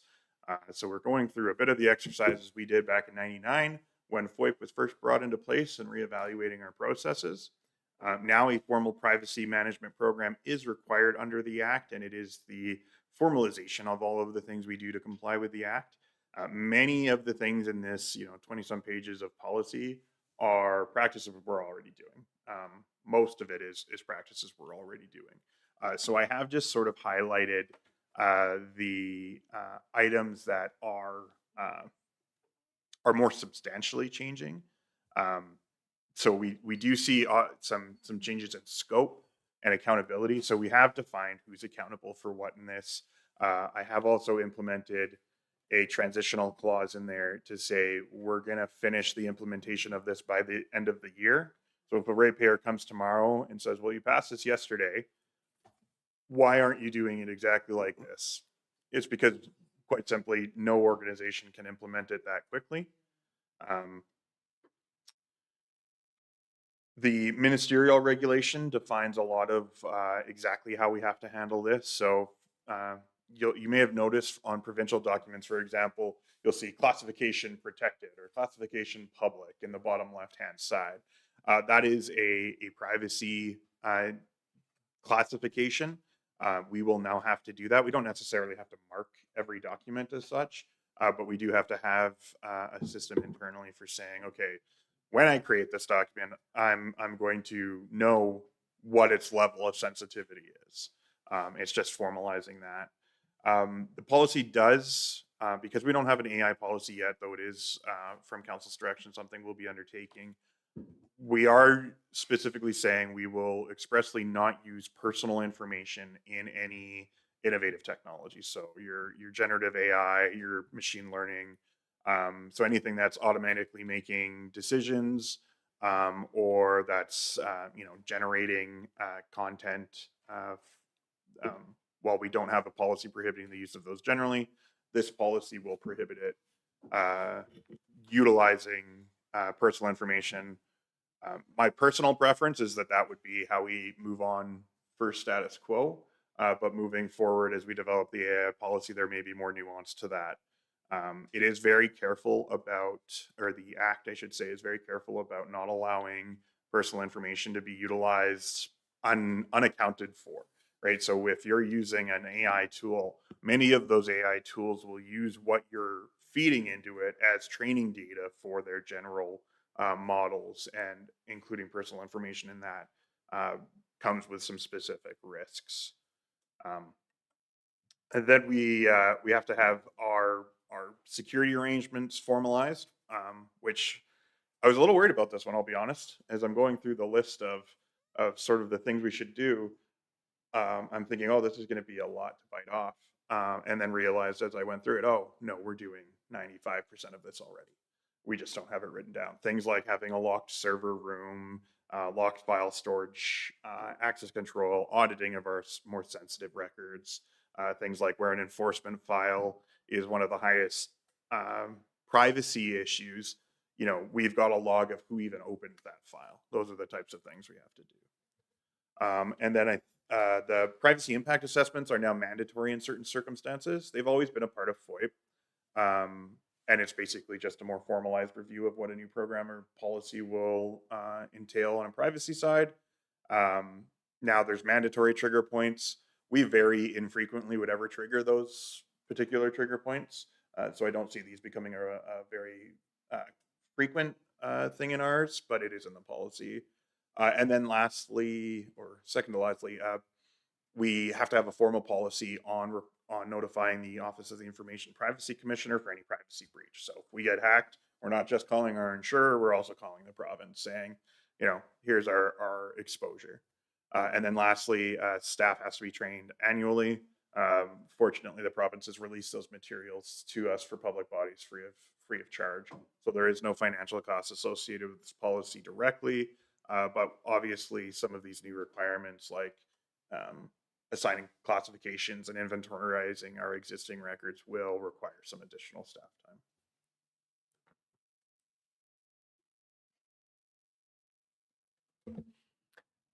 time. Thank you. Thank you, Andrew. I got a couple examples, and I want to make sure that somehow it's covered up. It likely is. So there's been a lot of discussion about electoral lists. So do we have those? And what kind of controls are in place for those? Yeah, so we do have, or I should say we did have. We had a permanent electors register for the sake of the 2025 municipal election. We were required to have that by Alberta elections under the amendments to the Local Authorities Elections Act. But we primarily, we destroyed that information once we were eligible and once we had uploaded our changes back to the provincial body. So in the case of electoral data, that register of voters, because, and it was very similar to some of the stuff you've seen in the news, they gave us quite a bit of information. And a breach of that would have been as newsworthy as the breach that did occur. So the procedure that you followed, thank you, is it captured in here for the next person? How do you know to do what you did? Yeah, so that one is based on this policy does still require a lot of discretion to be applied in how you're classifying information.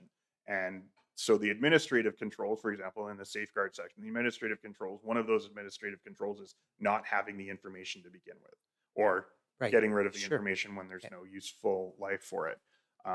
And that is actually one of the things you'll likely see as one of the primary changes is a deliberate effort to collect less personal information, right? That we would only collect what we need.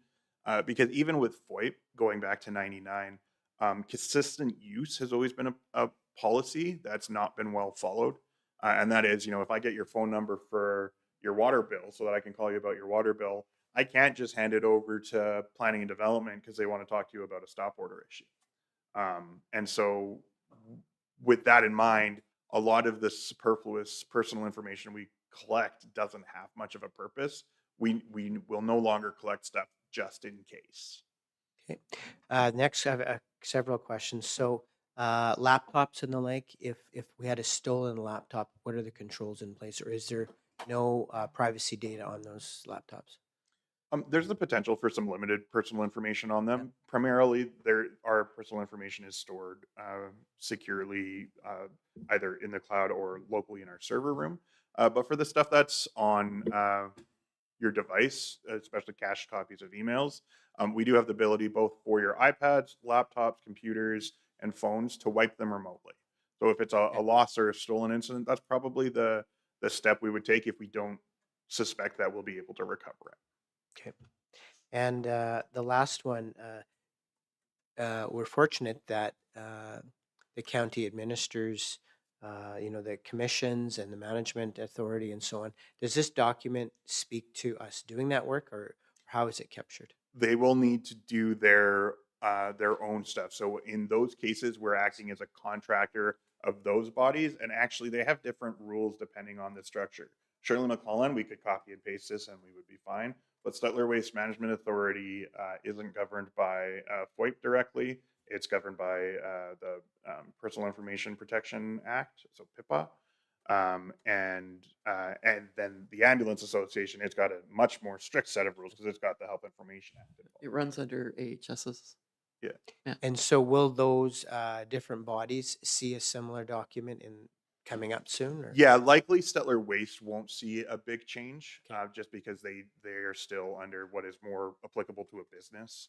But Shirley McClellan will likely see one, although there's not a huge rush on it just because Shirley McClellan has almost no personally identifying information because our customers are primarily the municipalities. It's only a truck fill customer, so it's a very small exposure. And fortunately, the new legislation does consider, and it's well worded, I'm quite impressed with it. It does consider and give leniency for the scope and risk associated to be that an organization should be responsive to that. So the city of Calgary will have a very different process from us, and will still both be compliant. Thank you. Any other questions? You lost them. Yeah, all right. You didn't lose me. I've been kind of I've explained well. Drowning in this one for a while because that last minute putting it together kind of occupied quite a bit of my time consecutively. When I read it last night, I was not certain. I understand it now. I will note, because of the rush in bringing it forward, there is a reasonable chance that it will come before you again with amendments as we implement and find things that are less easy to cope with. And so, yeah, that is my apology again for the rush and bringing it in place. Yeah. Or go ahead, Councillor Adams. I just call it like when I see hands come up. Oh, I wasn't Yeah. sure. Yeah. I do understand what you're getting at here, because it's almost a rebranding from what you're talking about is pretty much what they're doing. You have two options put before us to 100% go with what they've said or go in with some amendments. What would be your recommendation? What amendments were you wondering about? So we always, in our RFDs, we always try to give council options. In this case, I don't have any specific options. So this whole policy was written directly by me. My recommendation is to pass it as presented. However, if there was something that, I don't know what Justin's cackling at, if there's something he noticed that he wanted to amend, that's what the second option is for. I am not recommending deferring it at this time because the deadline to pass it is tomorrow. Counselor Stevens? I was just going to suggest that you could add a bunch of new abbreviations to Counselor Hunter's cheat sheet. Now we have OICP and PMP and I'm just happy you can do the training online because when FOIP first came out, they Yeah, sent us would you away for please? 4-day training. It was do awful. we have a motion? Counselor Gano, or Oh. I was going to make Yep. a motion. I'll make the motion that the Council of County of Stettler, number 6, approves policy AF 6.32 privacy management program as presented. any further questions, concerns? Call the question. In favor? I'm in favor. Yeah, that's carried. Okay. It is a tough group today. Okay. 7.6, request for decision scheduling committee of whole meetings. Can do that. So we wanted to be able to get committee of the whole meetings into your schedule. And when we leave them and then try to stick them together, that's how we end up with 2 in 1 week. So the suggestion was made that we do have 1 week available on a Wednesday to hold a meeting.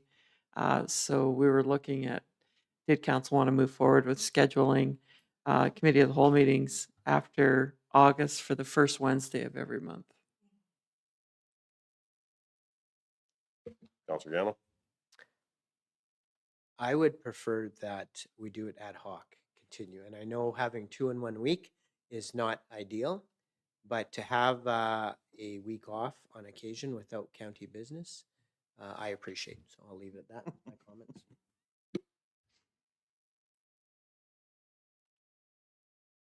Any other comments? I will differ with Deputy Reeve Cano. Is if it's in the calendar, we can always cancel it, but at least it gives our staff a time to put down. And we are all taxed for free days. I would dearly love to leave free days on the calendar, but now that we've started having our committees of the whole again, we're seeing the importance of them. Hopefully we get through a lot of the discussions and we could start dropping some, but right now we're talking 2 to 3 per month in the busiest times of the year. So I think scheduling go forward, I would like to see it on our schedule so that, and if like it comes to the point when people are taking holidays and stuff, we have to work around our schedules anyhow. But on that point, I really like to see it added because then it shows up in your calendar if somebody else is trying to book a meeting too. My schedule is the most erratic here, so whatever motion is made, I'll go with.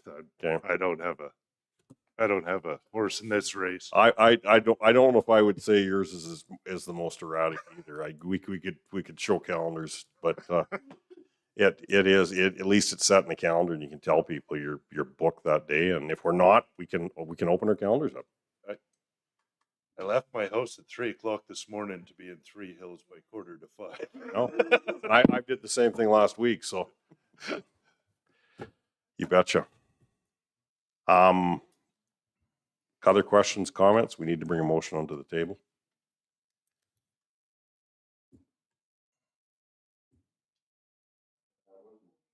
No, he said he'd approve either one, so Councilor You got Walker. 1, 2, or 3. Yeah. I'll go with option 1. Council schedule all future committees of the whole meetings after July for the first Wednesday of each month. Okay. Questions, concerns? Call the question. In favor? Opposed is Councilor Gano. Okay, carried. Mr. Jackson, are you covering off on the egg loader after, so we can break for lunch and cover that after first thing after lunch? Yes, Okay. Mr. Reeve, I can talk to that. We will break for lunch then. Lunch is here, so thank you.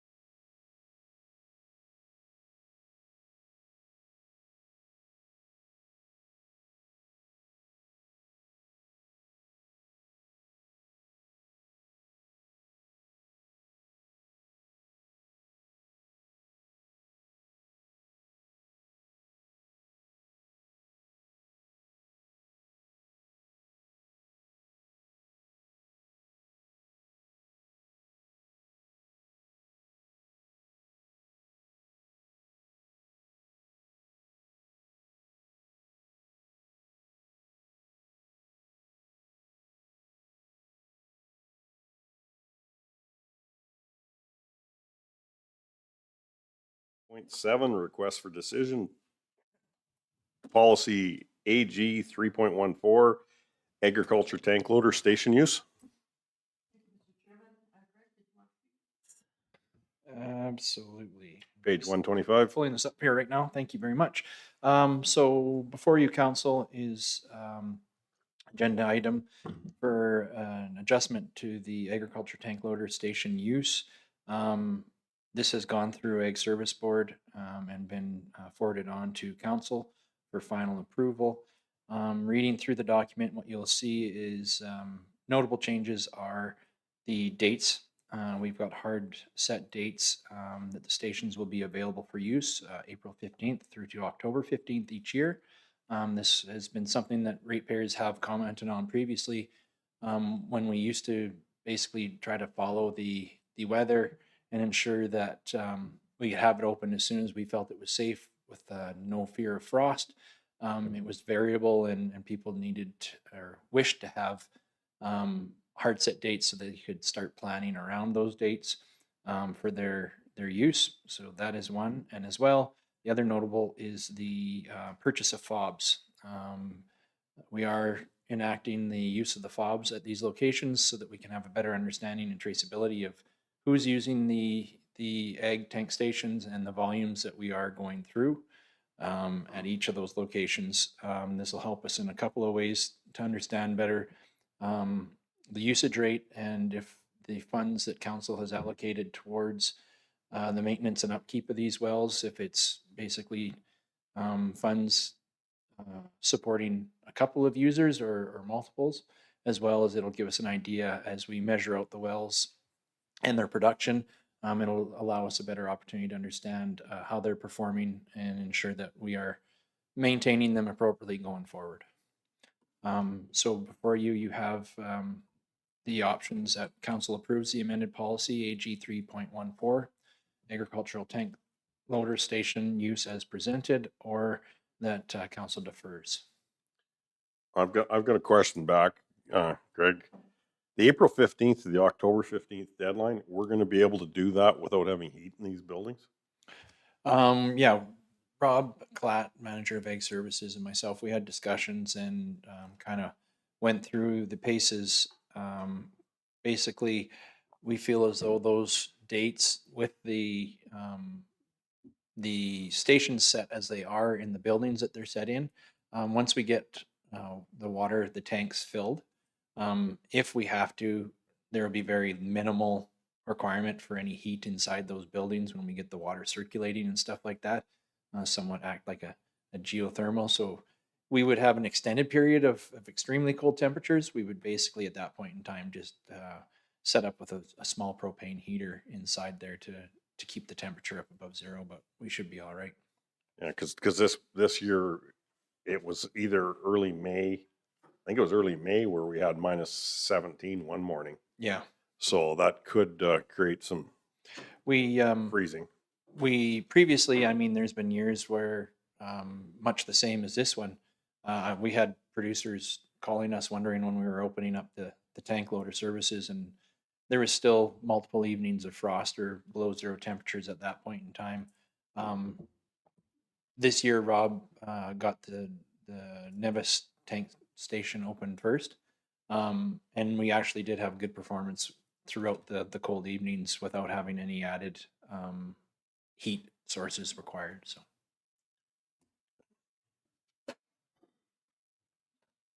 Councilor Stevens? I understood that we were going to be moving to a cost recovery basis. Is the intent to use the first year as information gathering so that we could bring back a more cohesive cost recovery model next year? Is that what you're? Yeah, Mr. Reeve, through to Councilor Stevens. So as previously discussed at council, council wished that we record the information and present it back to council previous to or during budget deliberations to allow them better understanding of the costs associated annually on the upkeep and use of these tank loader stations, as well as staff would be bringing back potential for recovery of cost recommendation at that time during the budget deliberations for council to discuss. Andrew? I was just gonna say, there's been no commitment to a specific model, other than that the recommendation is that water will remain free under this policy, just until it's amended again. The main cost recovery thing we talked about was just the cost of operating the system, the fob specifically. But then moving forward, you'll have the data for council to evaluate whether you want it to move, or if so, what price you want it to set on a consumption rate. Counselor Walker? I actually have been inquiring on what about that well, keeping that well, the buy more tank loader. And what they're saying is they go to buy more Indian for their, like they hit all three, whichever one's got water, that's the one they fill on. So they're close enough that they don't get it buy more, they can't get it in because there's so many trucks right now getting spray water and stuff. So are we running out of water at Bymore and Indian truck fills?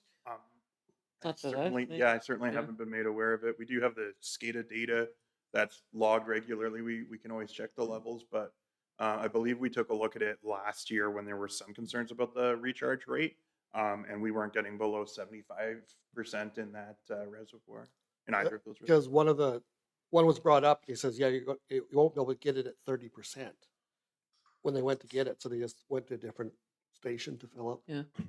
It recovers pretty fast though. So. Does it show what the percentage? Like they'd only get 30% of their load? Or? No, at 30%, they talked to the Stettler, the county guy that was there, and they said at 30%, it don't, so that they just go to a different water place. Yeah, That's what they were saying. Not that they complained, because nobody complained. They just, Yeah. when you inquire about it, that's what they were telling. I'm just wondering because we went through the whole thing off the Henry Kruger system. Yeah, I would really want to know if we're running I that low on them. Yeah, I know when I looked last time, we were definitely getting nowhere close to 30%. Getting that low, we Yeah. typically have a constant stream of between 1 to 2 liters a second, just recharging that. Yep. And that has, as far as we can see from the data we have, has always kept up. Okay, So- something to look up. So is that right? Is that correct, Greg, that at 30% it stops? Andrew would be best. I think the system, the way they set it up, because it does have a trigger point at which we want to maintain reservoir capacity Yep. in order to serve the rest of the customers off the pressurized system. Yeah, so typically if we've got a distribution system on the same system as our truck fill or the same reservoir as a truck fill, we will have a slightly higher set point, like a 30 or 40% that will shut off the truck fill. And then a low level below that, we're going to be alarming our guys and saying, Yeah. okay, we're out of water, right? No, I don't think they run out. I think Yeah. what it was is they just moved to different. They went to buy more, they went to Indian, and then they would stop this well. If I may, Mr. Reeve, through to Council Walker, I know somewhat of the movement amongst those locations, because they are so close together relatively, Mhm. is where's the lineup? So Yeah. if there's someone sitting there with, and they do use large equipment, Right, we're yeah, talking no. about tandem tankers or trailer tankers. So lots of times, the flow rates may allow for someone to be sitting there for an extended period of time. And on discussions I've had where there people are like, well, we know we can just move on to the next one and we don't have to wait maybe or something like Yeah, that. that's what I was getting to. Yeah. Okay, Counselor Stevens? I'll give you a motion for staff recommendation 1. Okay. Any other questions, concerns? Call the question, all in favor? And I'm the only one opposed to it. Carried.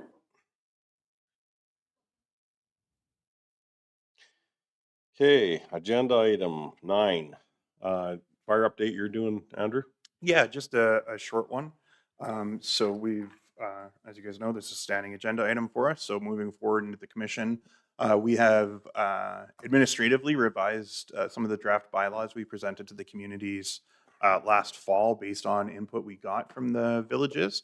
And I have sent that back to the summer villages who were the principal authors of the request for amendments. I think we're making good progress there. I've asked them once they've had a chance to review, because it wasn't that long ago they got it back from me with quite a few changes.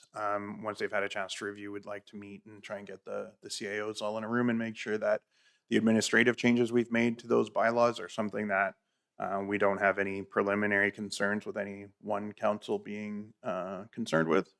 So Yeah, that's a good chunk of the step of what we had hoped the grant guys would do for us, or the grant funded consultants might have been able to do with us had we gotten a grant.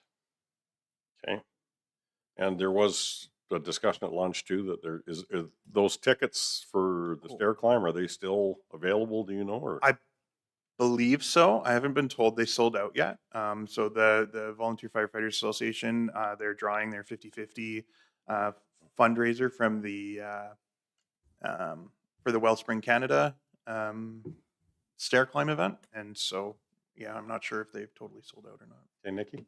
Yes, I was at the farmer's market last night, and Heartland Regional Fire was set up at the farmer's market selling the 50/50 tickets. They are getting towards the end of their books, but they still have some available and they're still raising funds. I did see there was some for sale at Camco as well as Heartland Marine. Good, well, so they're taking on quite a challenge. I did see an interview too, the radio interview through Heartline Media or whatever their station is called now. Yeah, Yeah, they it was impressive. yeah, two of our officers from Station 1 did an interview about the Wellspring Canada and the fundraising event, and they represented our department very well. We're quite proud of that. Any questions to Andrew? I can get a receive for information. Move for information. Oh, you can. Okay. I have one, and that's our new brats. How far are they from delivery? I think we're still expecting them on the original timeline, which was a fall delivery. I'd be really excited if they were, pre-fall dry season, but I'm not sure that will necessarily happen. But at this point, and knock on wood, no major delays with the process that we've been undertaking. Okay. Any other questions? Can I get a request to, or, Receive for information. okay, thank you, Councilor Adam. Call the question, all in favor? That's carried. 9.2 memo, second quarter road report, page 129 of our package. Thank you, Mr. Chairman. So I'm not sure, do you want us to go over this, or did you guys just want to ask questions, or do you guys want to start the conversation? I think it could go any of those three directions, but are all three, but is there any kind of a presentation, like what you'd like to bring up out of the report first and then questions after, or do you want it to go the other direction? I love this picture. Yeah, yeah, I really like that one too. I think the report shows that some of the changes that we implemented last year are starting to work. Is it perfect? No. Have we got a long ways to go? Yes. But we're seeing some progress, and everything can be tweaked. But I'd like to see us stay the course for a while longer, because I think we're starting to see some turnaround. And I think in the report, we've seen comments from ratepayers in camera. Greg could share with you who they are. But these are big road users within the county of Stettler. I just hate to see us, for the lack of a better term, throw the baby out with the bathwater. We've had a pretty good shot of rain here, and we've had some roads that haven't done well, but we've had more than last time that have stood up better. And I don't know, Greg, if you want to add anything or let council go, or. Yeah, I guess one of the things, in the concern and the request from council was, a bit of a report on our observations this year as opposed to last in regards to the road infrastructure. And very similarly, in 2025, we received a significant amount of rain early in June, just as we did this year. And the idea was, we did want to show a bit of a reflection on where did we see that we needed to adjust and change things then, and where are we at right now. As council knows, we did implement 9 grader beats and 2 high traffic routes. So we have a total of 11 graders maintaining road surfaces at all times throughout the county of Stettler. And I did that quick calculation for council there. So from the date that the high traffic routes, so the added 2 graders started on those circuits, we have 115 estimated actual maintenance days that the graders would be maintaining those road surfaces. So putting that into I guess, relative numbers is the fact that we identified that we wanted to be on those surfaces, those high traffic routes, once every 10 days and see that cycle continue going forward. We were very close to hitting the 10-day cycle throughout the remainder of last summer, mostly because from the point basically that we enacted those high traffic routes on, we saw very little moisture right through till freeze up in the fall. So we were able to get a really good idea of what those graders could actually cover. And in most instances, the operators by the end of last summer had identified certain areas on those high traffic routes that needed even a little more attention. And so they started giving those areas a little more attention and still maintained that rotation through those zones. So in approximately 150 days, we would have had about 11 passes over those road surfaces during that period of time. And that brings us right through to where we are right now.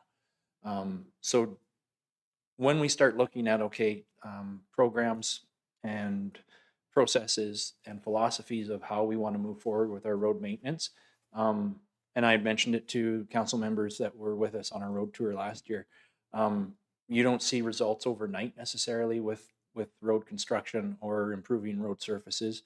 Unfortunately, you see damage to roads far faster than you see improvement to roads. So with that, I mean, myself, I fully believe that through the discussions with ratepayers and contractors and business owners in the county of Stettler, as well as our own observations and with this last rainfall, what we saw, I do believe we're going in the right direction. We are seeing positive results. We do still see stress points in our graveled surfaces on roads that, and I would easily designate them as high traffic roads, but where we see a lot of residential traffic on those roads.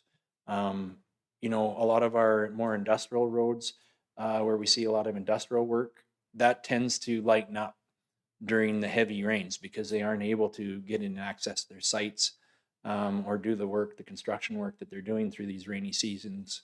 And so you don't see that industrial traffic near as much, but where we do see a lot of that heavy road damage is in more of our heavy residential areas. And you see that daily pounding on those roads where they utilize those road surfaces, they travel them, whether they feel as though they're fit or not. They continue to travel those roads out of habit one way or the other, even though there are other routes that would support their ability to travel to where they need to go. We do have, and like you can see there in the pictures, we do have the means to take care of those road surfaces now as we feel as we need to moving forward, where you take those heavy traffic roads and in the pictures you see Tower Road. We had quite a bit of concern over Tower Road last year. With the approval from council to purchase the disc reclaimer, we utilized that on that Tower Road early this spring. Reshaped the shoulders, gave the road contour, and increased the drainage significantly on that road. And the pictures that you see there, I think, are an accurate representation of how the water was able to drain off that road and allowed it to maintain better integrity over a period of time. Was there still some water pooling or potholing and things on the road? Absolutely. I think the perspective we need to keep is that we're dealing with dirt and gravel. These road surfaces are not they're not immune to water and heavy traffic use. So you will still see on extended periods where we get that excess rain, and as we did in this last event, we saw multiple days of heavy rains. But in my mind, I think it performed very well. And going forward, this is what we are attempting to do to all of these roads. Again, we did the same work on Liberal Road. We haven't quite completed it yet, but we are seeing positive results there, and we are receiving positive feedback from, I would say, ratepayers that we've had very candid conversations with previously. And that, those are the comments that I respect the most, and the fact that when I can have a ratepayer tell me what they think, and I respect that, you know, in the future when they come back and they have comments again about the same surfaces, I'm going to respect those comments just as much, whether they're positive or negative, either way. So I see we're going forward. We're making ground, and overall, like I said, I had multiple conversations with many people, including Alberta Transportation, in regards to their secondary roads over the past week. And overall, I mean, absolutely. Do we have some things to work on? Yeah, most definitely. But are we moving forward in the right direction? I do believe we are. Thank you, Greg. Counselor Stevens? We went on a bit of a road tour, myself and another counselor, during mid rain. So it was 1.5 to 2 inches in of what we got. And as luck would have it, Liberal was partially done. And we actually have pictures where they ended the work. Must have been where he finished up that day. There was no water being held by the shoulder. There was some other spots on the road in the middle because it's a fairly flat, wide road, but there was nothing held by the lips or the shoulder of that road where he had done it. But within 10 feet of where he ended, there's probably a 2-foot wide trail right along the shoulder of water, which tells me what he was doing was solving the problem on the shoulders and lips. I understand that that road is getting a little more than just lip removal. It's one of multiple roads that are way too wide. The worst roads that we traveled were our widest roads. And admittedly, some of them are pretty high traffic as well. But if you look at the Liberal, the Linda Hall, 39-2, 40-4, they were in pretty bad shape at the end of this rain, and they were some of the widest roads in our county.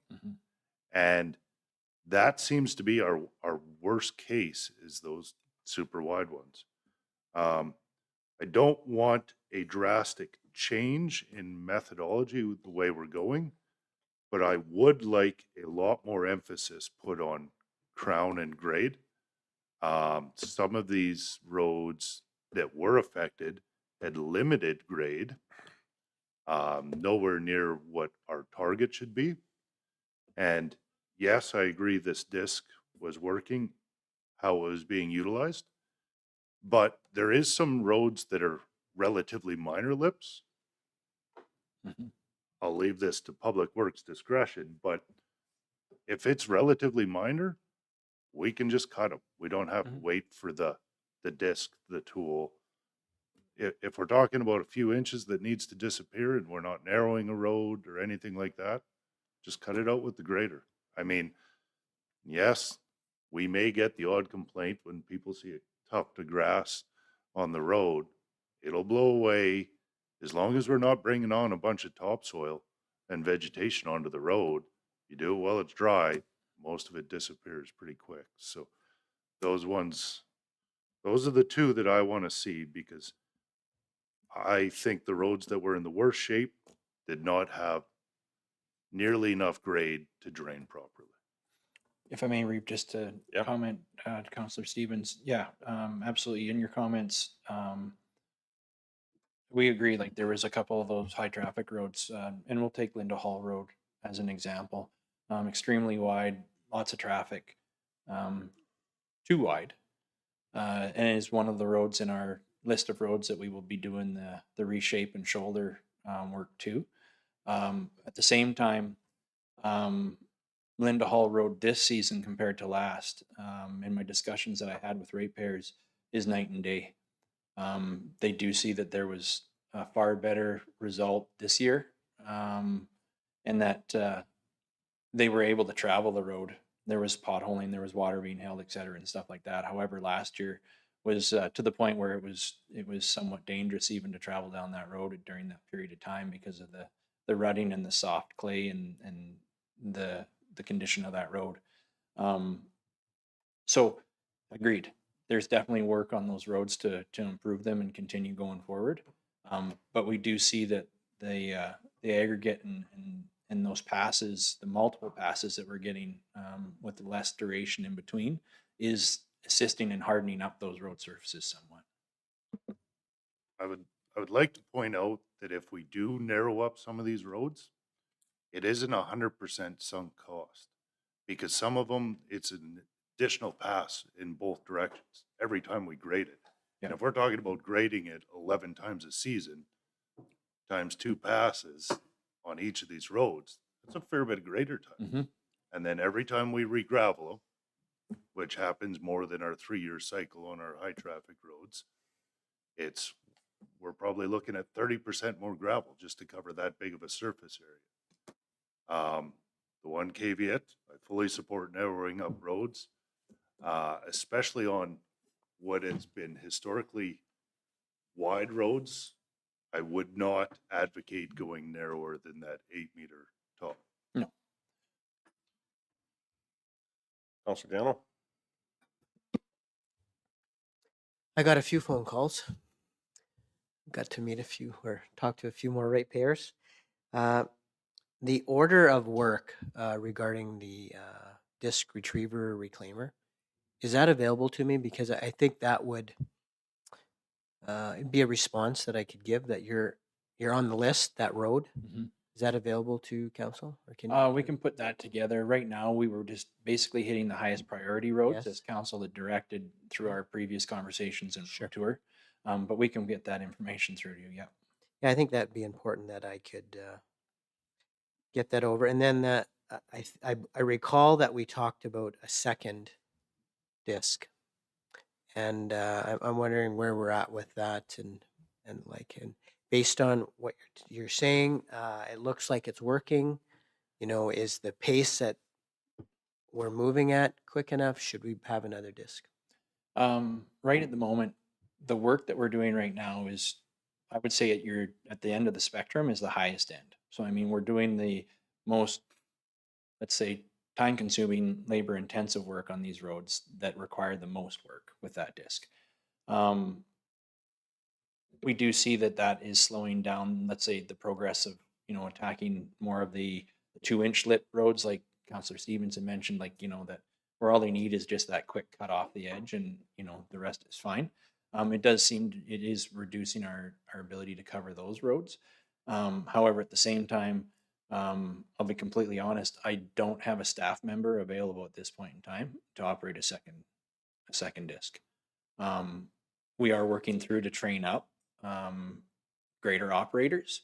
However, it is one of those things where we also have the grader operators running their beats and trying to keep and maintain their surfaces. So it is, we're walking a fine line there where we're trying to maintain and keep our services going forward on our road surfaces.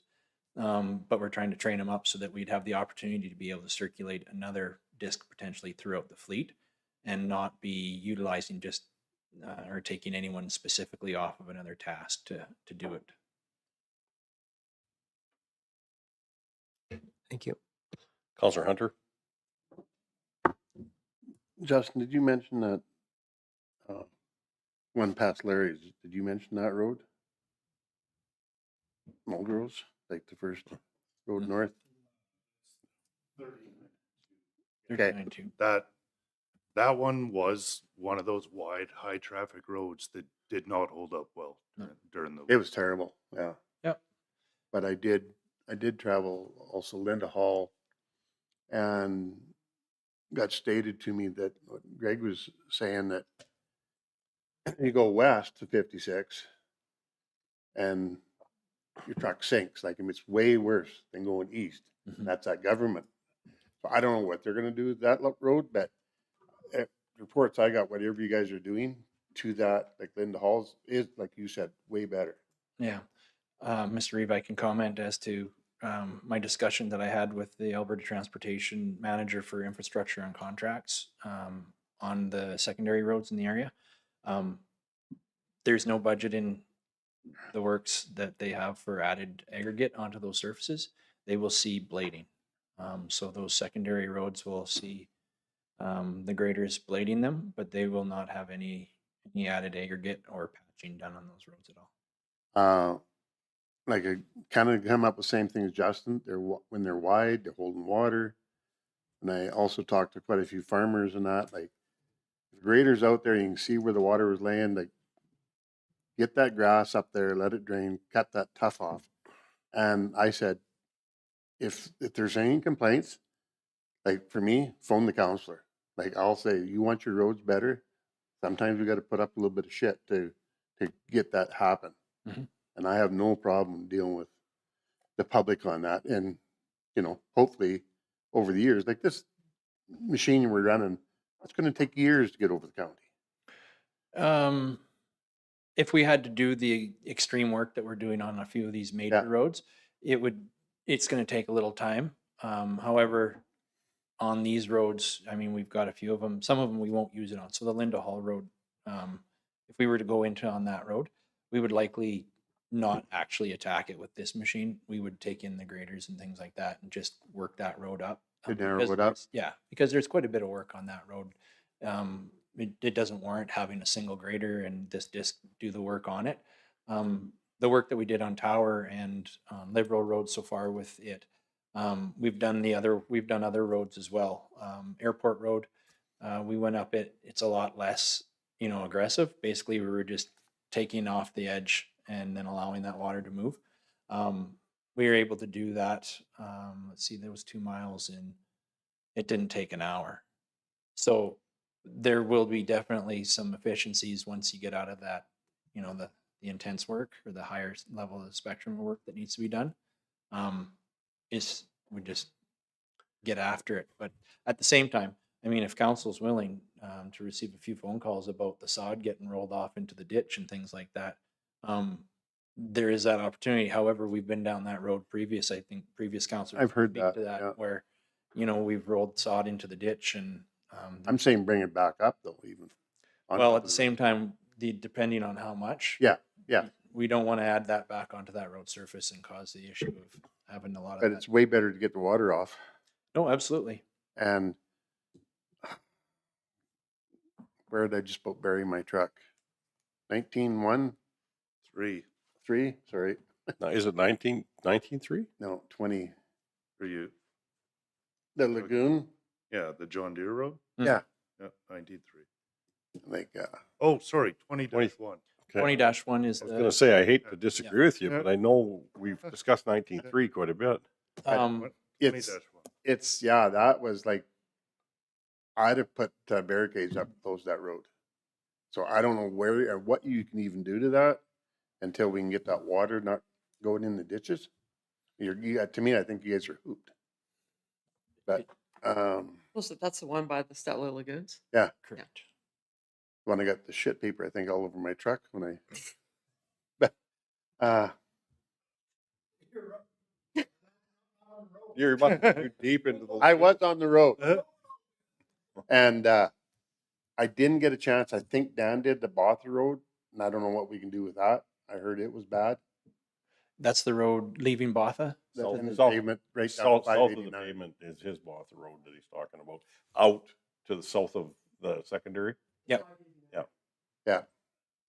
But like I said, if we can get the water off, like my road, like I drove a lot of great roads you guys got. Guess what? They're crowned. They got no water. Yeah. No, absolutely. And I think we've come a long ways in certain areas, but like I said, by all means, one step at a time, we're attacking it. That's what I'm telling my ratepayers. We're working on it. That's all we can do. Just a quick comment, Mr. Reeve, through Yes. on 39-2. Absolutely, that first mile from 56 over to 19-3 was absolutely, it was trashed pretty hard. I think that does reaffirm our traffic flow that we see happening in that area where they're using it as a bypass from Highway 12 up to Highway 56. It's not solely local industries that are utilizing that road. There's a lot of other vehicles that are using that road, as well as 39-2 traveling, continuing east. A lot of that road, people are using it as a commuter, coming into Stettler from. It's so flat and held tons of water. You know, if that would have That's- been that's- crowned, if that would have been crowned, would that result just with all the traffic, would that? That road, if it was narrowed up a little bit and crowned up some, you would Okay. see a night and day difference with it as well. How long of a distance is that between Highway 56 and the East County boundary though? And it even goes beyond 56, does it not, to the west? Yeah. Oh, absolutely. You know, It's the like, one that runs basically. It's a huge undertaking to get that one crowned. It runs from border to border. We have to, that's one of the key ones that was up last year. And I don't know, I didn't go up to see how those other areas were holding up. East, everything like we talked about last year, where we Yeah. had some issues and concerns up there. We traveled those roads multiple times just to ensure that where we were at, not near, it was night and day. They held up really well. At the same time, though, I think we have seen gains in, you know, somewhat of that understanding with our area residents too, and the fact that, you know, we got to be cognizant of what we're doing when we travel with equipment and our industry leaders and stuff like that up and down the roads. Depending on the time of year and the timing of the rain, if you've got huge lug patterns or heavy loads that are traveling close to the edge of the road, you know, it can make a big difference as to how that shoulder will shed water or how that shoulder will hold water and then soften. The road will soften completely. So I think we've, you know, it's been one of those, it's an effort towards trying to make things better. And at the same time, it's having those hard conversations with ratepayers, you know, and saying, listen, we understand where you're coming from. However, you know what? There's a few little things that you can do and we can do to assist. That'll go a long ways. But has all the grader operators bought in to crown these roads? Like, is that not a problem? Yeah, no, absolutely. Okay. Yeah, and we continue with training. We have had some turnover with grader operators. As life, you know, as life is, some people have to come, some people have to go. So we have continued the training to ensure that they all receive and understand the path and the philosophy that we're using to grade the roads. Counselor Stevens? On 19-3, so that has been discussed fairly regularly. Mhm. I would say 19-3 on the north side of Highway 12 held up way better than on the south side of Highway 12. There's a correction line, so it's a bit of an offset there. 19-3 south is further east. Mhm. That was too flat. It held water, and everywhere it was holding water was just nonstop holes. It was one of the roughest roads I've been on in a long time, and that's after the water had a chance to dry, but you could see it was holding water and the traffic just pounded holes everywhere. Whereas 19-3, which has been north, which has been the topic of a lot of discussion in front of all those commercial businesses, it held up way better than the one on the south side. Mhm. So from the businesses north towards the Mulgrove intersection, the T intersection, it didn't get slippery. It was shedding water beautifully. By about day 3 of the rain, south of the businesses was holding a bit of water, but it was still shedding 80%. There was ratepayer concerns come in on that road though, wasn't there? There was. Yeah. And I thought there Yeah. was. Yeah. there was one. Yeah. But it held up way better than what I've historically seen. The shape, the crown, the drainage seemed to be actually quite good. And on the John Deere Road, I would like a cost estimate for those bad spots where it's been boiling up from underneath, as those ditches are full and that base is absolutely saturated. Even during the drought, it was never dry. I think the only solution is to lay down geo and put a cap on top. There is no material. We can put in 6-inch peat run and it will not fill that hole and hold up. I think the only solution is to put in geo and add a cap layer on top, because with that much water permanently saturating the road base, we're never gonna get something unless we can separate the layers. That would be north of the John Deere on 20-1. And then we could call that our muskeg in the county of Stettler. Yeah, you betcha. We could see if we get more rubber tire. Councilor Gano? The other piece that I heard from was 38.4, and a vehicle went off the road there, you can see. And so when it was wet, that one piece when you come off the pavement and you go east on 38.4, and we have the ratepayers there that all have dust abatement. It got slick enough that a vehicle went off the road there.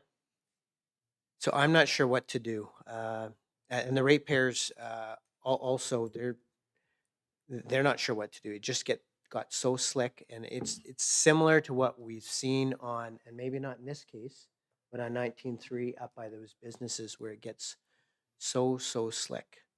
And so that was something that will, and then they went out to, of course, help with the vehicle get out. You're standing on everything that was slipping and sliding, and no one got hurt, thank goodness. But it just got, it's just tough. Yeah. And I'm not sure what the solution is, but I wanted to make sure that I raised it with you that a vehicle had gone off the road there. There would have been years of calcium applications on that Yep. road. And that was the road that you'll hear Councillor Nyberg talk about. We hauled the rock in from Nordegg.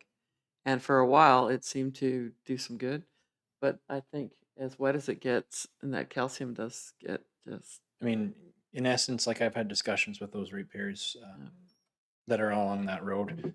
And they understand it's a double-edged sword, in the fact that 90% of the time in this country, we are looking for the product to draw moisture to the road surface to reduce the dust. And however, when we do see the weather events such as we did, what is the byproduct of that? Well, that moisture, it does get greasy. Though is what you're doing, and I'm not suggesting we do this, but what we looked at 2 weeks ago regarding 19.3 up to the businesses where you're taking up the fines. Mm-hmm.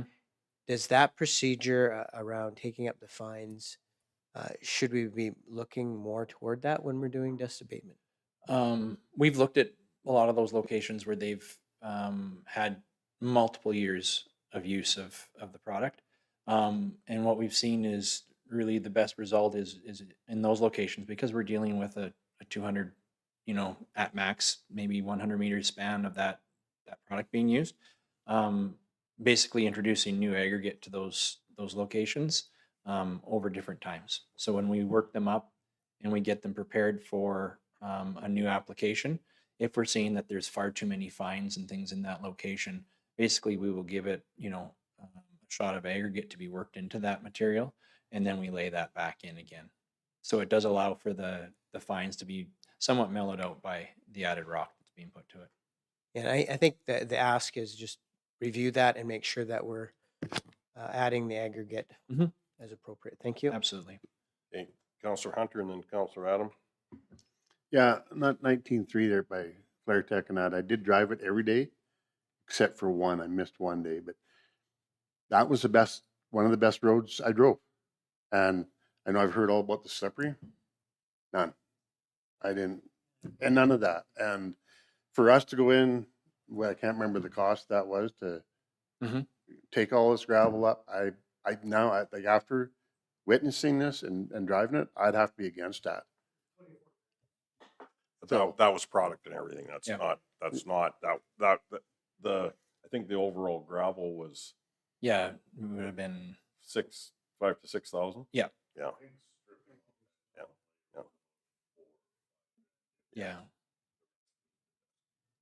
Is there because it does happen. So, I'm not at all suggesting that Councillor Hunter didn't see what he saw. Hey, But- was Hunter done? No, so I was responding. So, It is in his area too. So yeah. So when is the situation, because we had it, I don't know when it was, March, when we had the snow, Mhm. it was slick. So Okay, see, I you know can what, see that. and so it seemed, I don't know why for this event did it hold up and it wouldn't have 2 months ago? You haven't done much change. No, the only thing we've changed is that we bladed it, because we were working up, MG30s. Did we So, patch it also? we haven't yet, no. Thought we did, yeah. But, I mean, maintenance, depending on when the moisture comes, what level that it sets back in. But I do believe, and I mean, previous years, when the speed limit was 80, what you would see a lot on that road was also the pounding out and Mm, and as Yep. well the wetness. We have reduced that to 60, and I think we've seen a lot less of the potting and washboarding on that road now than what we used to see before. Um, We not could drop saying, that to 50 as far, well, not saying that that was, that's been fully embraced by, um, anyone that's maybe been driving on that road, yeah. but it does make a difference. It Would- does What do you allow for think that that road. new product might would that be, any chance that might be helpful for something like on that road? The flake, Yeah, the flake is basically going to work much the same as the liquid. okay. It's just a different application and way to introduce it to the road surface. CEO Costi. Just wondering on the 38-4, especially between the Stewart Wynn Road where the trucks all turn off to go to IPP and then to the pavement area. Because we had that huge pothole out there that the trucks have pounded out and the slickness.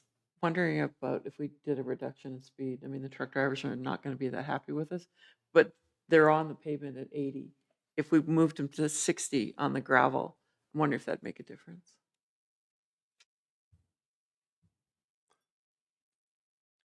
It's a 4-mile stretch, I Yeah, think.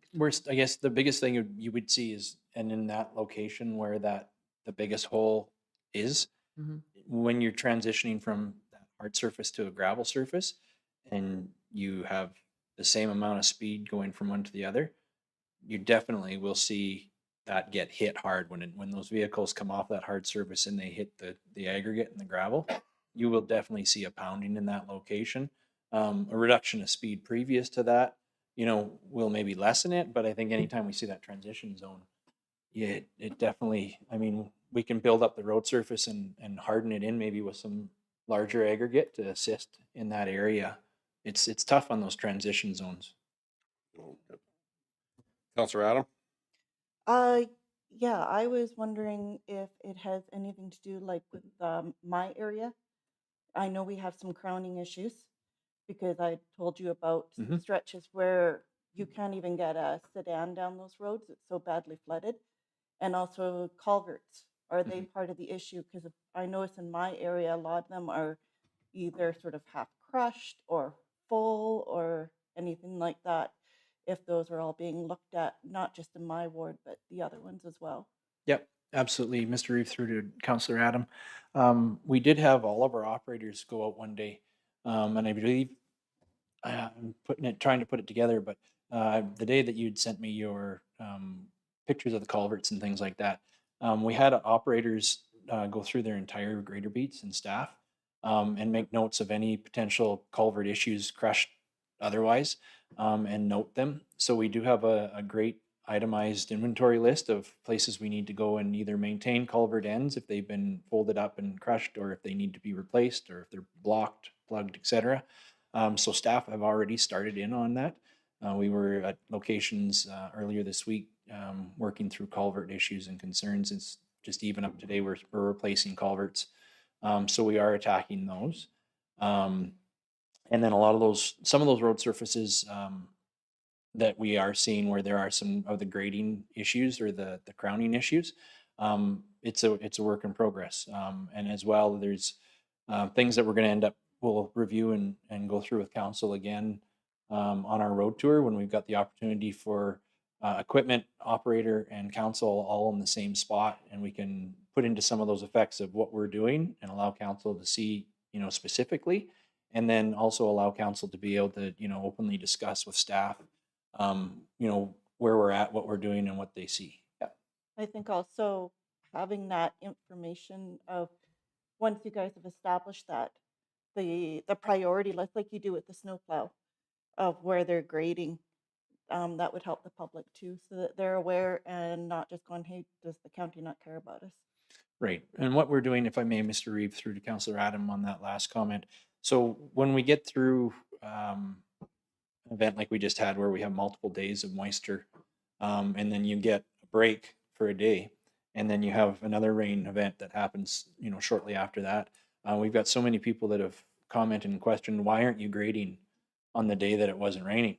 And, the easiest answer is, well, do you go out and cultivate the day after it rains in your field in the spring? We would have an absolute mess. We have to wait for the road surfaces to get to a certain point where we can be effective in our maintenance on them afterwards. Unfortunately, that isn't always what they want to hear, because they want to have maintenance and they want to have a remedy on it, sooner than later. And we would love to be able to do that.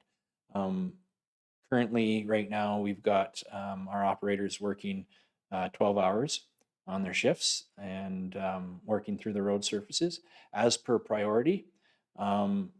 We can set a priority and the operators can kind of work at those when we've got more of an isolated event that happens and we see a few areas that we need to touch up right away. But when we get the extensive rain that we had for the number of days that we had and we were held off the roads for the period of time that we were, basically right now the most efficient way for our operators to go through it was day one. We had everyone hit the worst sections that were deemed on those road surfaces and on our high traffic routes to make sure that they were safe and that they were maintained, and then basically go right back to our regular rotation system throughout the routes to ensure that they're efficient, they're blading roads, and they're getting ground covered. So Right. But I'm just saying, if you can, even if you just communicate, we can't grade right after. You wouldn't be out mowing your lawn or working on your fields right after it rained. It's too soggy. Having that communication to reduce the people's anxiety over the situation, even that can really make a big difference with the public. And Oh, what they absolutely. do with the county. And I, if counselors are talking with people and things like that, I fully support, those conversations. And as well, if the people want more information, have them contact myself and we can, have those discussions and get that information out for sure. Thank you. Councillor Gano? Yeah, so as we talked about, if I could understand that priority list Yep. for the disc. The other part is these pictures here are powerful. And have we shared these already with, I know they're in this package, but could we put together a story either, I don't know, through connections or whatever? Because these are great pictures. And if we could explain that this is what we've done and this is how we're moving toward, I don't know what the interval is Mhm. the next few years, I think that would be important. So thank you. No, we can definitely, absolutely, we can put this together in a form that would, be able to be circulated both through social media and otherwise.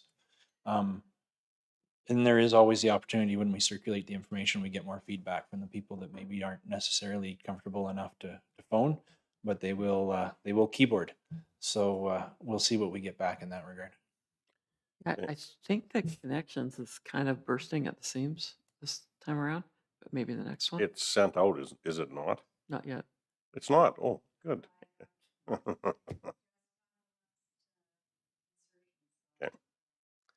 So I wasn't last then.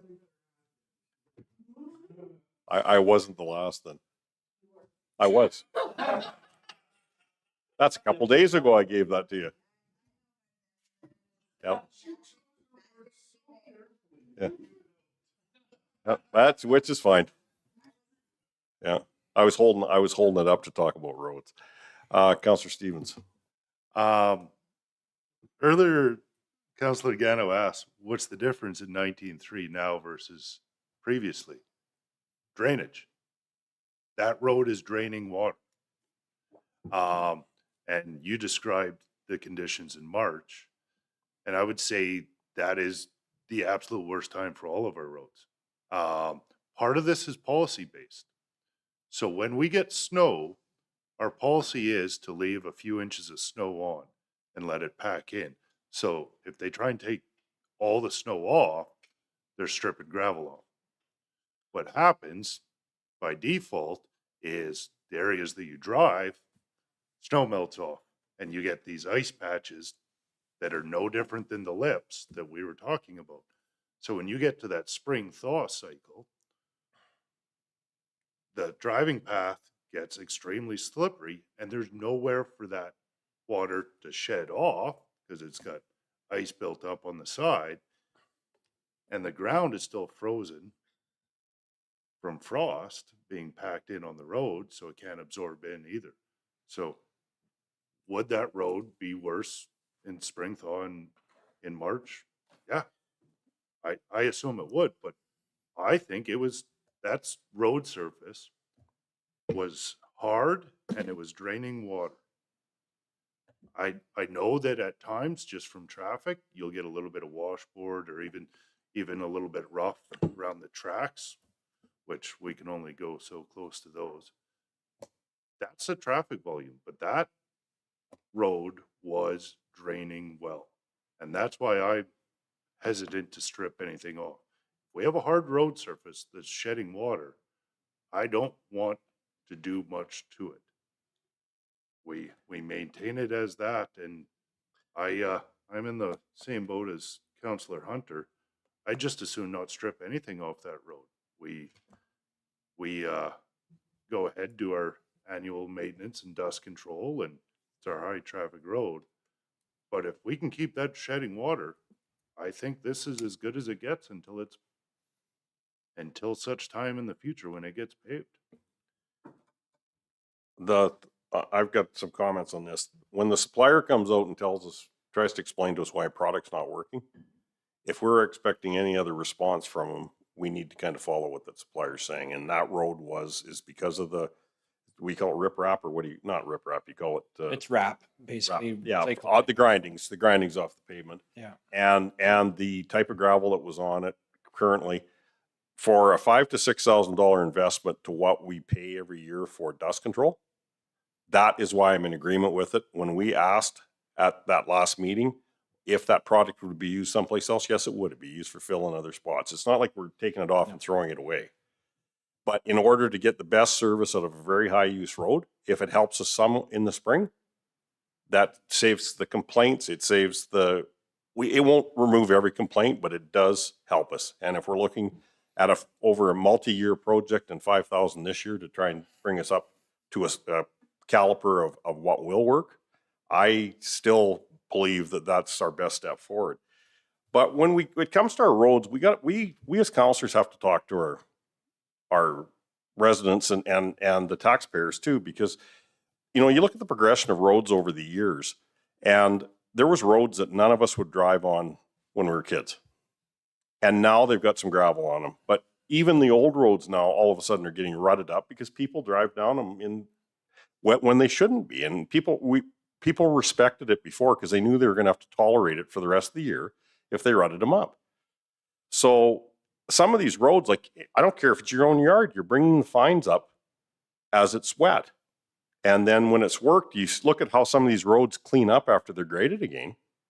It's amazing, really, with that grading, because we've had so many people phone in and say the road needs gravel. And if we drive out there after it's been graded, there's all the gravel we need, but it was pushed down and the fines come up and it creates mud. Water and fines and dirt create mud. That's about as simple as a science project as we can get. So people, they don't, if they want to adjust their speed, we put extra rock on. We went at one point with our 1.5 inches and we had nothing but outcries on the 1.5 inches. I just put gravel in the main yard at the farm. I put 1.5 inches down. So, and I've driven on a lot of the 1.5 inches, never had a tire problem. Other people had tire problems. Maybe I was lucky. I don't know. Maybe it was how fast I drove. Maybe it's the tires I run on my vehicle. But we have to be able to do things to fix our roads. And everything we do, staff is being criticized to the nth on it. And for us to move into the next millennium, the loads are heavier. We have to be able to build those surfaces up like we need. Some areas we might need the mesh or the matting in order to get a base, and then you put your gravel on top. But we have to work with our residents because they're not living on pavement. And if they think they are, if we can keep it that way 90% of the year, and I know the calls we've had on secondaries, Greg has been talking on secondaries. I've got quite a few calls from residents on secondaries in areas in my own ward plus other wards. And I've called into the office and I said, I know this is a secondary. I know we have enough of our own issues. These are our ratepayers. We have to represent them. We have to push back. Where do we take this in order to fix these roads up? You know, the Hackett Road, we've been barking forever, and it still is like a ditch. So, and then the answer, if you get the answer that we have no money to put into them, that's not what the residents want to hear. No. So they but they're looking for a different level of road than what a lot of our people are, and they have to drive miles of it. So we need to keep steady on what we're doing on our roads and get better roads. But I think from a scheduling basis, last year we talked, we need some schedules. So I think today, we look at 39.2. I guess the next question I would have is when do we figure we're going to narrow that up and crown it? That is a road that it comes up all the time, especially between Highway 56 and 19.3. So maybe that's something we put in our goals towards our road tour is done at that point. Another question I have is when we look at these maintaining the shoulders, etc. If we did get a second unit, do we put a grader out there before we gravel? Do we keep a grader ahead of our gravel trucks? Do they work the weekends to get ahead on those roads so that we can, gravel the next section we're going to do in a week or whatever? We've pulled those shoulders already, or 2 weeks or whatever that number is. But do we need to bite the bullet? I know budget is tight, but if we're going to get our roads in line, do we need to do that for the summer? That puts a strain on Public Works to try and have somebody work the weekends, but construction goes in the summertime, goes 7 days a week. So if that's what we need to do our roads, I think that's the guidance we have to give Yvette and staff to move this forward, and we can't bounce around on what we're doing on the roads. So we make a decision, we need to move forward, we need to adjust, but we can't we can't completely reverse switch what we're doing, or we're not going to get anywhere.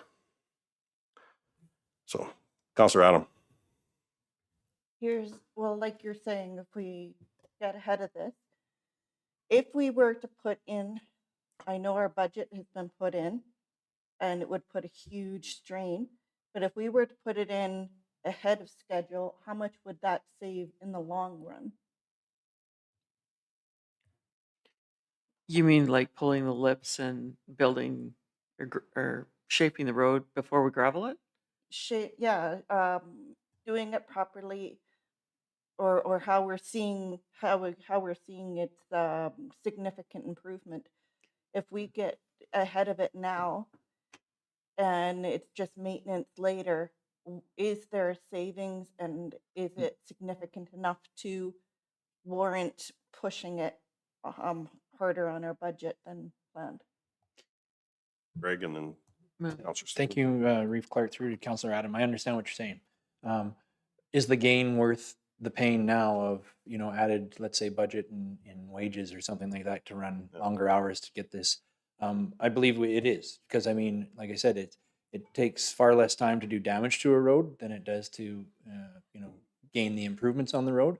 So if we, the work and effort that you put in now, you will see the return later in the fact that those roads will maintain that shape. And as Councillor Stevens has said, that the water drainage is imperative. You get the water to drain off those roads, and we're going to see improved conditions, and then that allows that road to withstand weather events better, not see the damage, the surface damage that it would normally see if that water was held on the road, and therefore over a period of time be able to gain structure stability, which over time you're going to see the improvement and the value added to that. If I can, I will say that we do try to get out, especially the beat operators now, because they have there's a little more of them. They have the opportunity, and we do strive to have that area graded prior to the gravel being laid. The lips, no, but to get we try to get the washboard out, get them shaped up, and then get the gravel on them. We could, add some more hours to their to their days and maybe get some weekends here and there, and then maybe, really go after the lips on the sides of the roads, the ones that we can take off with a grader, the easy ones, right? But the ones like 39-2, we're gonna need to take that out there and get the lips off the side, get them reshaped and get it crowned. And we have other roads in the county. The one that I always remember is the Schollard Road. It was probably 14 meters wide when you came off of 590. You could land an airplane on it. And we brought the shoulders in, and they were going to eat us. They were going to kill each other because they couldn't pass in 2 grain trucks without wiping each other off. Yet over on Highway 56 with a 9-meter top, they were doing just fine. So it took a little while, but that road, it has widened out a little bit because traffic will do that, but it's a lot better. Also, I think we were going to Tower Road, Liberal Road. We were going to Linda Hall after that. We, could take a look. We can adjust. Wade, from the Linda Hall Road to 39 too, right? Yeah. I believe, Mr. Reeve, I'm almost certain that I have heard the comment from Councillor Hunter that he doesn't want the grader on his roads. Yeah. Or not as much. Yeah. No, there is, and I mean, what we're seeing right now is we are seeing the benefits of the work that we're doing on that shoulder work. And so immediately it's like, okay, this would work great in this location, this location, this location, this location. What we need to do is, while holding on to the budget side of things as well, determine, okay, what is an acceptable rate at which we complete these roads and prioritize which ones get done first so that we can work our way through it methodically. We're not wasting time, but we are supporting the traffic levels and loads that are on certain roads, and we're getting the job done. So if that means that we move from one location and if specifically, and I'll use Councillor Wilkie's area, we do see that there is less population density in a lot of, the rural areas out there. Walker, sorry. We do see less population density out there. So is there the same priority to a road that we want to work on out there as we would see on 39-2? No, we aren't going to see that same priority level. Unfortunately, you know what? They all have to sit into a queue somewhere, and we will get to them. So, Councillor Stevens. I'm going to push back a little bit on the budget side. I believe that we have made pretty extensive investments in our roads, and I'm not suggesting we roll that back. I do not want to invest more than what we currently are in our budget. So this has been, ever since I got on council, this has been the hottest topic there is. Every time we get a snow event, it's roads. Why aren't you doing a better job at the roads? And there's been a number of things that we've done in my 4.5, 5 years. So there was the switch in equipment. There was bringing in the trainer or the operators. Then there was a change in gravel spec, going to a different gravel and not a modified spec. Now we've added 2 more grader beats, and then we've removed the high traffic roads, and then we've brought in additional implements like what's being utilized here. I do not think that it is an underfunded enterprise at this point. And around the topic of when should we be doing it, what I'm suggesting is the grade and the lips need to be an emphasis at all times whenever they're doing it. We talked about some of these that have small lips versus the ones we have to bring the disc out to. The reason why they have small lips that's just holding a little bit of water, because it's dealt with regularly. Mm-hmm.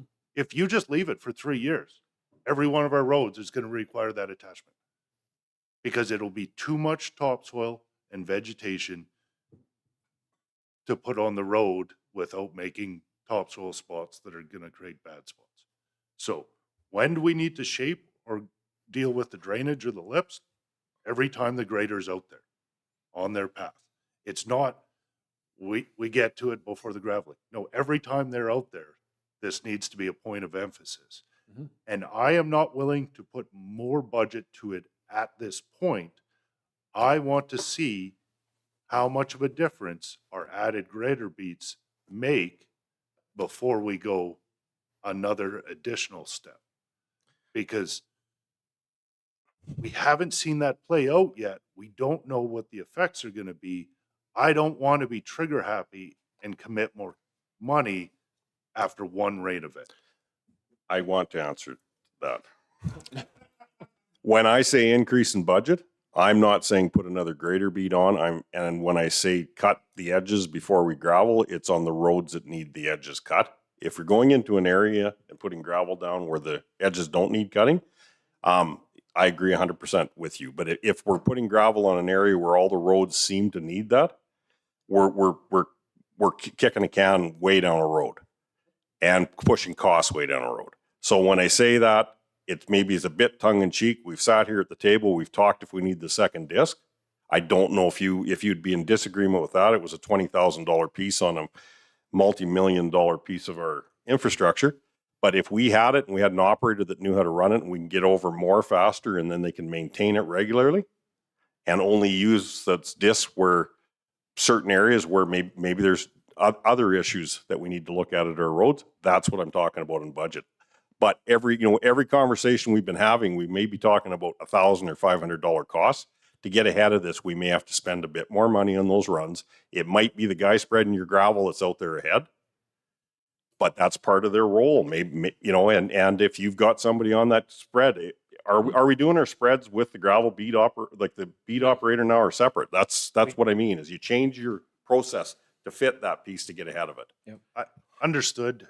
What I was saying was commenting to about 3 different persons. Comment. Absolutely. It wasn't targeting you. But I do understand budget. Go ahead, CEO Costi. I got to say that not pulling the sides up, like the smaller lips up. Our grader operators have been under the influence of don't you dare put any grass on that road. And they've been hesitant to go in and do it. If, and I was always kind of baffled by that because, you'd hit it with your car and it just dissipate. But if council's direction now is that they can go and cut those, and there might be a little bit of sod on the side of the road, but it will dry up and it will blow away, then, I think we could probably, they'll get a better mindset and that will just become part of their regular grader beat. Do you disagree or agree with me? It's going to be site specific, and I know Yeah. council understands the same idea. As we looked at the shoulders, sometimes you've got shoulders like love handles on the side of the road where you've got, potentially 2 or 3 feet of grass shoulder before you see the crown of that shoulder lead into the ditch. And other places you've got that 6-inch section before you see the crown leading into the ditch. There's lots of applications where there's going to be opportunity to work with either one of them. I by far would not want to bring, and hit that so that we'd have positive, slope to the crown on those really wide shouldered roads, because we're going to see a lot of that organic material brought on. But on a narrower shouldered road, there is opportunity for grader operators to work with some of that stuff. All in all, we want to ensure that we aren't adding cost on the other side of it to, a road where we've brought up material onto the road and then we're having to add more aggregate to it to mix it off a little bit. But I mean, council's driven the roads, I've driven the roads, ratepayers have driven the roads. We all understand that each road, each area has a variable that's different from one to the next. By all means, the operators need to approach it in that same regard, and that each of their roads that they maintain, they have to attack it differently and be proactive on those roads. As Councillor Stevens stated, to be taking care of it while they're moving and while they're going down the road. That takes a little extra time, but those operators are skilled operators. We can work with them and ensure that they understand the difference between what's acceptable and what we're going to have to bring in, the shoulder maintenance tool with in order to mitigate the issues that we see. Councillor Walker and then Councillor Hunter. Yeah, I kind of agree with what Councillor Stevens is saying, but also agree with what Councillor Jackson said. Our grader operators, a lot of this ratepayers response I've drove down, some of the roads where the the ratepayer had a complaint with were better than my road. Nobody did because the heavy traffic that goes by there, as soon as it dries up, the grader's gonna fix it up and it's not gonna be a problem. So I think maybe 10-15% of what might need some extra attention, but the grader operators can spend some time there as well. Counselor Walker, I want to reply on that one too. Yep. Your area is an area that 2 or 3 years ago, our phones were ringing absolutely off the wall because you had a grader operator down there that got told to bring some grass in. Yeah. And he did the 3-foot pieces And that's good. and brought it onto the road. Believe me, the screaming we had, even from local counselors down there, Oh, and talking about wrecking disc spines and everything else. But he did what really truly needed to be done. yeah. Maybe not for the first 3 or 4 days he was doing it. Then after that, he kind of eased up and he did it as he should do it.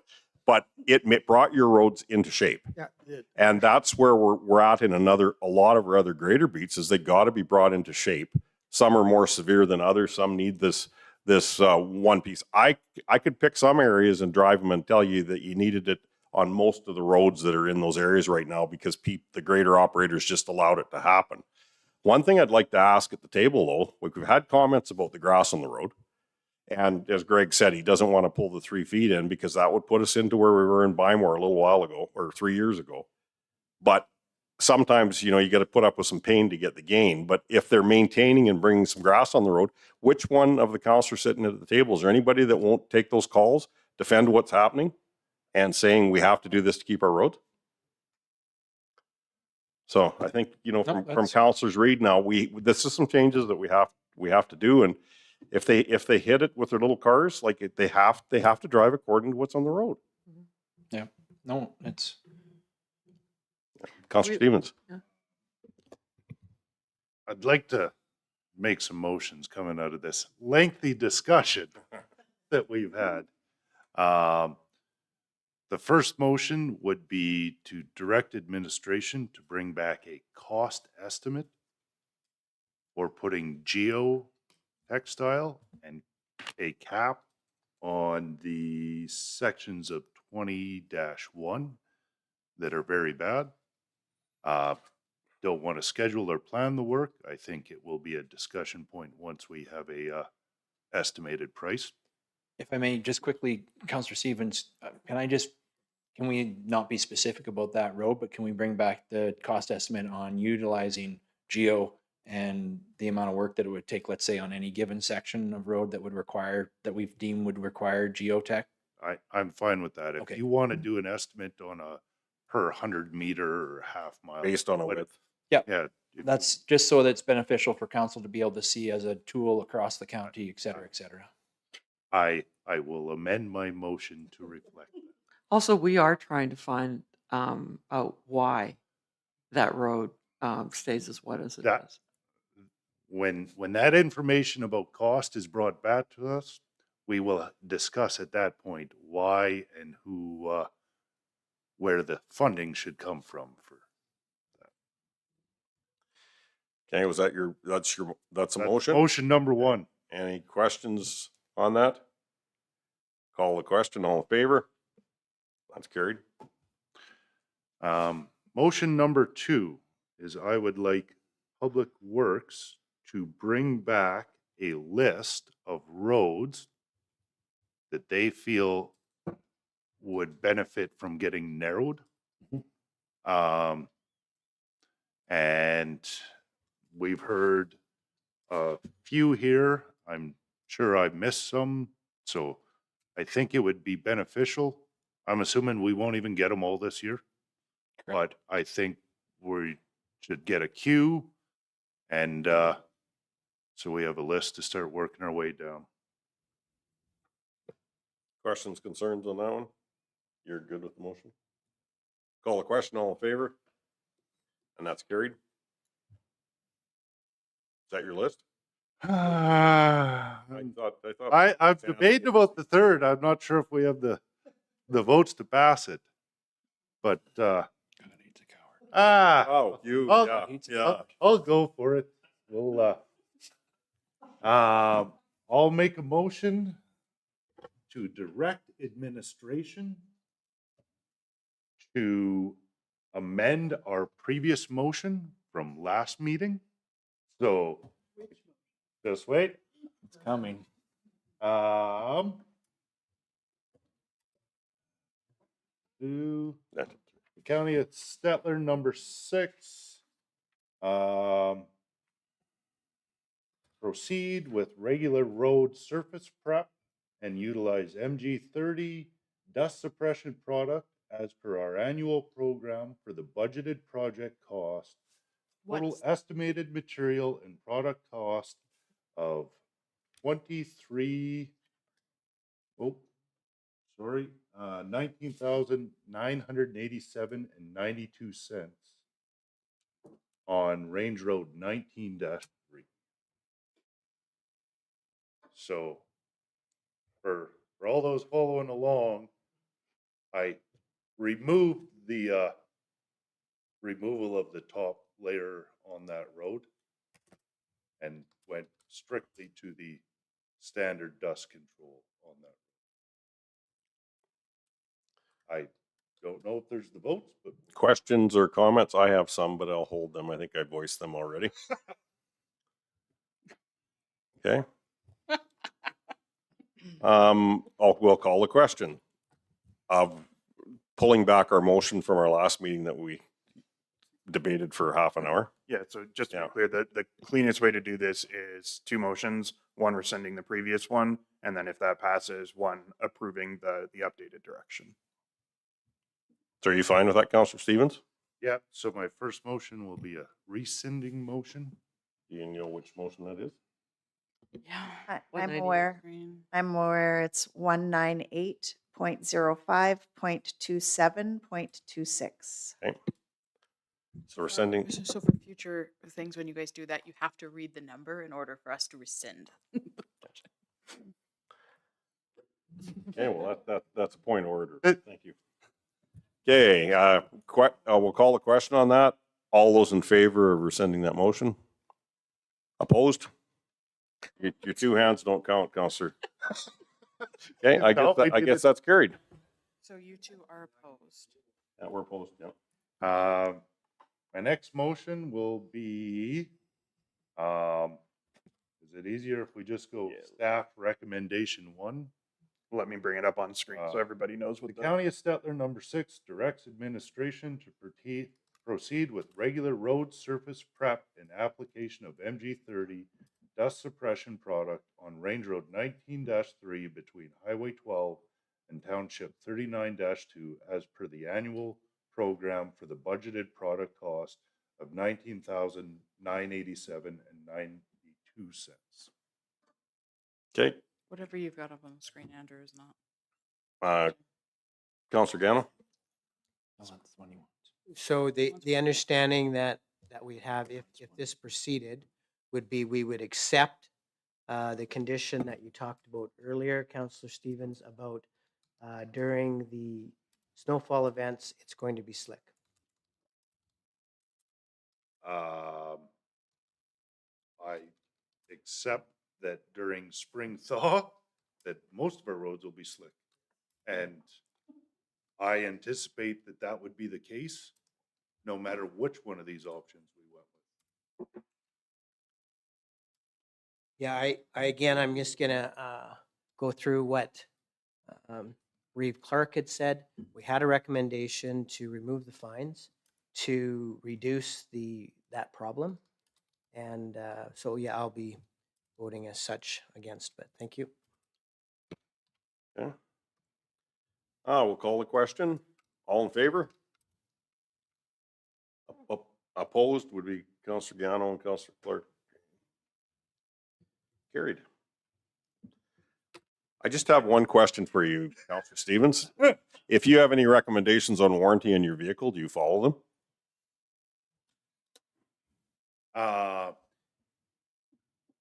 If my vehicle is performing well, draining properly during the largest rainfall we've had in quite some time, I am likely not to change course. Okay, it's just I just wanted to get that clear that you don't how well you follow directions. So, thank you. Okay, Mr. Reeve? Yes. Along with all the road discussion, there is lots of other information in the second quarter road report. Is there anything else that council has specifically that they would like to talk about, or could I just hit a few of the highlights? If council feels as though the discussion over roads is I feel you should hit the highlights and okay. we should move on with this. Okay, perfect. So as you can see, our gravel program is progressing. We've got 50 miles of the 2026 program completed. We are working out of the Collins pit currently to reduce the stockpile gravel that's there, allowing us a little more room and for our contractor to have the space to effectively and efficiently crush the gravel that will be crushed there this fall.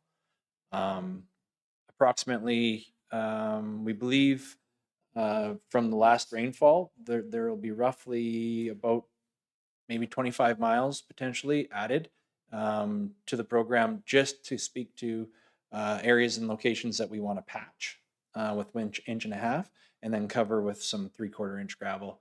As well, we did add a couple other road surfaces, high traffic routes in and out of multi-lot subdivision areas and things like that we are now upgrading to basically every 2 years graveling at some level. So there will be a reduced level of gravel, but the amount of traffic and the damage that we saw over the rain event, we feel as though that, you know what, if we reduce the volume, but increase the increment, it's the same amount of gravel that would be budgeted for and utilized in that area, but it'll allow for that product to be able to be utilized and worked into the surface with the operators, giving the road service better service over the period of time. Moving on, dust reduction. We had everything in place. The wheels were set to move and we were going to get happening, and then we got the rain event, and it covered a very large area throughout the province. So many municipalities have their dust reductions, the product delivery shifted a bit. And as well, we want to ensure that we are utilizing the best preparation for the road surfaces when we are working with ratepayers' investments for dust reduction as per the QC and as per council's direction to ensure that we're utilizing those quality control measures that we're receiving from our product suppliers to give us the best results on the roads. So we have delayed it. Right now, weather depending, we would like to be hitting end of June that we will be getting our product. However, if we do see increased rain again for an extended period of time, it may delay it a little bit further. We are reaching out to ratepayers to allow them to understand exactly where we're at and where their dust reduction applications will be at going forward. So we are making those phone calls as well. Gatsby 2nd Street will be starting, if they were not mobilizing today, they will be mobilizing by the end of the week to complete the paving project there. Ratepayers have been contacted and that are affected in that area, and measures have been taken to allow them access, and during the period of time that the road would be shut down for just the paving process to be completed. Councillor Gano, do you wish to quick comment? Yeah, I wanted to know why we don't move this whole process up a bit. I had that question from a ratepayer regarding, I think the date is April 30th. Mhm. And then we ordered a product and then we don't actually get at it till June. Why aren't we moving it up earlier in the year was the question, and making the date for decision March 30th, for example. So just adding our deadline date, et cetera, and things like that. To allow us to order, to allow us to maybe we could have done some of this work in May. Correct. And a lot of it is historically, you know what, we see, you know, conditions that don't necessarily support that application earlier, but we can definitely make some adjustments. And then if the opportunity arises, we can definitely get started sooner than later. Does the, do I understand it right that you want that inventory or that list so that you know the amount of product to buy? Is there a historical amount that we could just know we're going to buy, just so the whole intention is, could we start earlier? There is opportunity to start earlier. We would just basically shift everything that we're doing to prepare for that system. So our tendering for prices and everything like that, we would just shift everything ahead. And then we would still work with our suppliers on the logistics and say, okay, you know what, we've moved everything up. What's the opportunity for us to also move up in the delivery? So, And the follow-up question is, I would like to have a discussion at some point about whether we want to go down the same route as County of Camrose Mhm. around whether do we want to stay in this business. Oh, of dust control. Yeah. I will also say that we've also tried to consider the weather. If we do seem to get a weather event, seems to be at the end of May, first part of June. I am very glad that none of the dust control has been done. But when this weather event took place, because we probably would have had to reapply. Yep. Okay, thank you. moving on, bridge files. So through the spring, operations staff had identified a bridge where there were some deficiencies showing signs of failure and significant rot. Manager of engineering and facilities, Andy Phillips, immediately reached out and added this bridge to our annual inspection. As you can see, the inspection results have that abutment blackball and abutment stability. It's classed as and rated as number 2, very poor due to near failure. The timber subdeck and timber stringers and, oh, sorry, I have that written in twice the subdeck. That should be timber subdeck, timber stringers, and timber cap deck. A 3, poor due to rot and damage. And abutment caps and timber piles are also seeing some rot initially on the superficial rot, but they are seeing some rot. This bridge, we will be reducing capacity to 10 ton. And as well, it will be submitted immediately with our group for STIP funding for overall replacement. As I mentioned in the report, we will be monitoring it and ensuring that we don't see further issues or concerns with it. If at any point in time we see anything with it, we will immediately have to mobilize county staff, and we'll go in and remove and repair the abutment back wall ourselves. But we will continue to work towards getting STIP funding for replacement of the overall structure as soon as possible. Councilor Gannon? So when this situation happens, do we? I haven't been up there to look, so it's well marked. Currently, the bridge, we have remedied any of the issues or concerns, like the visual ones and structural ones that we've noticed. We have done our best to take care of those without actual bridge construction work, and it's been signed as well. We will be with the reduction to 10 ton. The information will be going out to the public, notifying them of this. We've also notified, Nikki, can you elaborate all the agencies we basically have notified? Fire?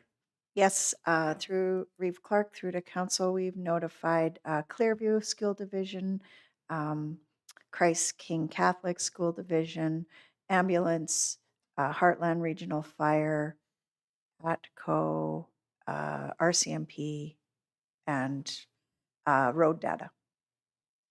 Thank you. Greg, that's on the secondary? Is 19-0 the Red Willow Road? No, this bridge is on my map here. And maybe I've got the incorrect range road. This is the. So it's 1 mile, I believe, 1 mile west of the secondary. 19-1 then. Yes, maybe Okay. that's. Yeah, because it's. Yep. Because 19-0 is the Red Willow. It's Red Willow. Okay, yeah. So sorry, Okay. 1 mile west of that, Okay. and just south of 601, Okay. is where the bridge is located. I was going to say we're kind of under jurisdiction if it's 19-0. Yeah. Yeah. And just sticking with bridge files, interestingly enough, this is the bridge file. It was a culvert sized bridge structure, 76970. This was completed last fall with STIP funding from the province. It's basically leads into Shooting Lake. This I did not believe was another section that I didn't believe the amount of water that would have to flow into this area to fill up the Ducks Unlimited portion of the property and then actually move right through to fill the lake is an extensive amount of water. This speaks to how much rain we did receive over this period of time. As you can see in the picture below, it was flowing at a pretty good rate all the way through there. Further down, Andrew, it's the culverts. Yeah, so it's Yeah, amazing. I would have not believed that either. Yeah, how much water that we received and how much it moved through the countryside. If, So if you could just talk to that residence just to the west of there and maybe point that out to him. Yeah. Because I took quite a conversation from him last year about why we would put that much money into that. So I actually met him on the road. did you good? Okay. He was there and he was quite pleased actually that, wow, this is working quite well. I'll have to remind him of that when I see him next. So yeah. Yeah. I think we've touched on the greater beats and things, the water, the rain that we had and the roads. And I think we've received excellent feedback from council today as to what we need to do moving forward and bring back to council for further discussion and for their information. We have started the grass cutting on the shoulders throughout. We have currently 2 full grader beats completed, and we started also working with the rotary mower on our wider roads or our softer slope ditches and whatnot. And we'll be utilizing that throughout the county as well. So we have started on shoulder grass cutting, and I think we've got a good jump on it. And the ratepayers will be quite pleased, as we did have concerns last year with the way that the grass got ahead of basically our mow program, both provincially and locally in the municipality. So we are ahead of it, and I think we'll be really well situated for having easily the county covered twice and then some with the roads and the mowing. So it should reduce the fear of the animal contacts. If Councillor Walker gets no rain, I was going to suggest you go there next because the shoulders won't be soft, but he'll have no grass growing. So That's right. yeah. Okay, do we need, go ahead, CEO Costi. Sorry, Mr. Reeve. We had 2 motions from Councillor Stevens, one on bringing back costs for geotech and one for a list of roads that would benefit from being narrowed. And we didn't vote on those. Yes, they did. Yeah, we did. They We did? voted and they passed. Yeah. Okay. Yeah. I didn't think. Oh, okay. I didn't think we actually finished the then vote. we got Okay. into not stripping the stuff off for kind of the recommendations from the oil company supplying the oil for us. Yeah. Okay. That would be the next one. Okay. Sorry. Just wanted to make sure that we completed that. So Problem. And just as a wrap up, the last 2 pictures in the report, just speaking in relation to Hamlet of Gadsby and our drainage plan that we completed last fall, standing at the end of that entire project with the local ratepayers that had also worked with us in order to allow for ditching to go through their property. They scratched their head and they said, wow, this is pretty extensive. I don't think I'll ever see the point at which this is running full bore. And the second picture there is, this is the last leg as it comes off the ratepayer land and crosses and will go down a ditch and then into the creek. The entire, as Reeve Clark had mentioned earlier during that event, the entire master drainage plan through the Hamlet of Gadsby was full effect and handled the water and got it to where it needed to go into the creek without issue, concern, and flooding. So with proper planning and the work going forward, it does work. It's nice to see when these come to fruition and we get positive results. How many inches of rain there likely? but roughly 5. When you took that picture, it's probably about 3 or 3.5. Yeah. And it continued to rain, after that point on. So Not last year. What's ridiculous? Don't. You have a short memory.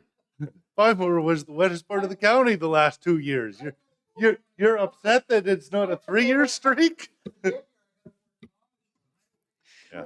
I would just like to add, though, through the review of this project, it did take some period of time when it was first started and then came in and then it was kind of held off and then we come back to it again. But through the review of this project, between staff and council. Reeve Clark sat with us with the design engineer at the time. We had noticed that there were some deficiencies. We noticed that there were things that were, maybe left out of the overall design that we wanted to see in place. I do agree, and I would hope that Reeve Clark does it well. The cooperative effect of many eyes looking at these things and working through it, I think made a positive adjustment to this whole project and allowed it to function far better than it would have if it was just rushed through No, previously. So as I said, I went through Gadsby and took pictures and stuff and where water sat. yeah, Residents that were having trouble with water, it was not sitting on their property, so it did what it was supposed to do. and that's the second quarter road report. I appreciate your guys' feedback, and by all means, if there's anything that comes up in between times, you have my number, and we can definitely go for a drive, right, Councillor Walker? Do we need to accept for information on that event after we did? Okay, if I can get a motion to Councillor Gano. Accept the road report, quarterly road report for information. Call the question, all in favor? That was, you were in favor, Councillor Hunter? Yeah. Oh, yeah, well, it doesn't count when you're not sitting here, so. Okay, we've got a bunch of reports ahead of us. We've got 11.1, the Chief Administrative Officer's Report, page 135 of the package to 190. Is there any questions on that people didn't submit in? Councillor Gano? I'd move acceptance of the CAO report. Okay. Any questions, concerns? Call the question, all in favor? And that's carried. 12.2 financial reports, or pardon me, 11.2. 11.2.1 year-to-date budget, page 191.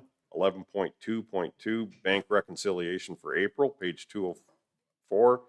11.2.3 payment register, page 205. And same with that, as people had the time to review it. And is there any questions? Councillor Stevens? Give you a motion to receive all the financial reports for information. Call the question, all in favor? That's carried. 11.3 Councillor fee sheets, page 213 of the package. Councillor Stevens. I noticed an error in, I think it was ward number 6. Whoever that is put down a full day instead of a half day for the joint meeting. I would like him reprimanded and That's you. We'll do it right after the meeting. Okay. Yeah. Councillor Adam? I was just concerned about Algano's over there, just because on his half-day total, it only shows one, unless it was corrected on the back. You've got 3 that he's marked. One's a credit, so Mine that got one. when you total Oh, them, that's why that's I one. didn't notice the takeout, because I was worried that he was shortchanged. No, we've got them covered. Got paid extra last time. Yeah. Thank you though, Janet. Any other questions? I can move acceptance of the fee sheets with the amendment of Councillor Stevens Okay. made. Call the question, all in favor? Carried. Councillor committee reports, we've got, there's not a lot that put reports in, but is there questions or is there verbals? I see 3. 1, 2, 3, is it? No, 2. This too. Yeah. And they were both Councillor Adams, so. Yeah. Yeah.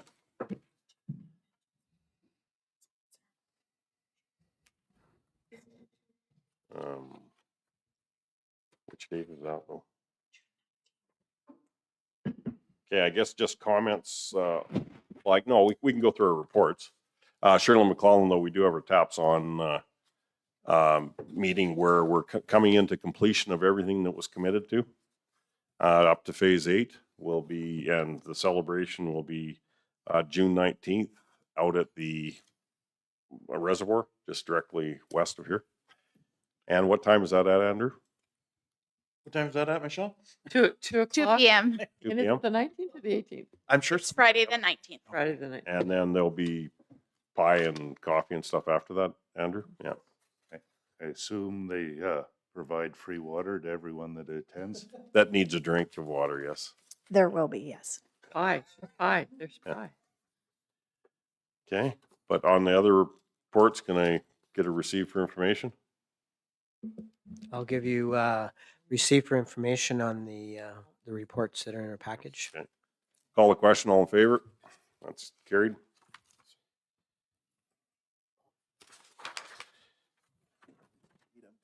Okay. Correspondent, Alberta Land Title Surveys request for foreign comment on, our request for comment on foreign acquisition transaction requiring an OC exemption to the foreign ownership of land regulations, page 223.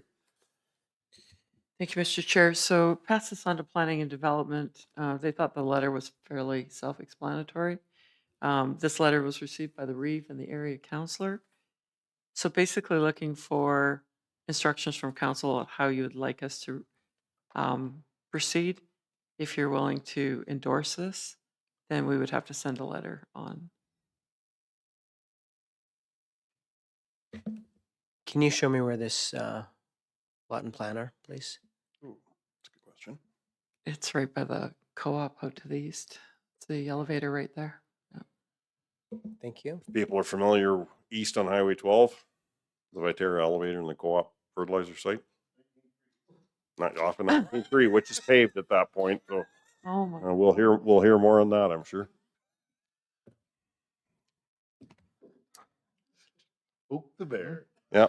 So, but it is it's very similar to the G3 conversations we had. Anytime something is in foreign ownership, we have to put our G3 may have been a bit more involved, if that was it.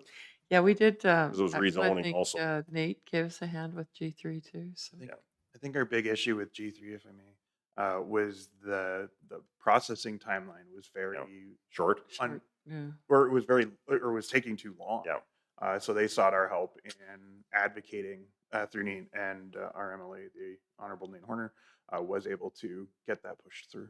So that the that basically could go forward. Yeah, exactly. Because it's a bureaucratic check kind of thing. So. Any questions on that, or can we get a? Is there a request for us on it, Andrew? I think probably a motion to respond in writing that the County of Stettler has no concerns. If council has no concerns, then. Councilor Gano? No, it was a yawn over there, I think.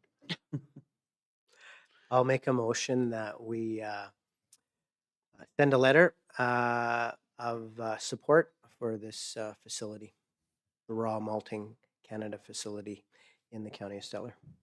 Call the question, all in favor? That's carried. Consent agenda items, 13.1 Summer Village of White Sands, CC'd letter to Ministry of Transportation Economic Corridors. 13.2 Parkland Regional Library System, news and minutes, and 13.3 Stettler Public Library 2025 fact sheet. Any questions on any of those consent agenda items? So, Mr. Chairman, the one with White Sands, I think we did agree in that meeting that we would support their request to have 40-4 turned into an urban access road. So I'm thinking that maybe council should consider sending a letter of support to Alberta Transportation and Economic Corridors. Councillor Hunter? Can you explain what that means? Like access road. So, okay, so you know the road into Big Valley, the north entrance into Big Valley? Oh, the new bridge on it? Yeah, with that very nice bridge that the county did. So that is what they call an urban access road. And so AT plows the snow, they fill the potholes. They did pave the area of where we replaced the bridge, but they are responsible for the maintenance of that bridge or of that road. And so it's called an urban access road. Roshan Sands, basically Highway 835, is like an urban access road for them. Indiang has an urban access road, which would be 8 can never remember the numbers down there, not 855, Yeah. 855 is our secondary though, but that's not it. No, but it acts like an urban access road. They're usually paved and Okay. they go directly into the, also Denelda has one off of Highway 53. And when we, That one's just ours. yeah, that one's just ours, I guess, but Yeah. it's an area that accesses Denelda. White Sands has 40-4, which is our road technically, and we maintain it. So they're kind of subjected to our maintenance. But that's one you want to change.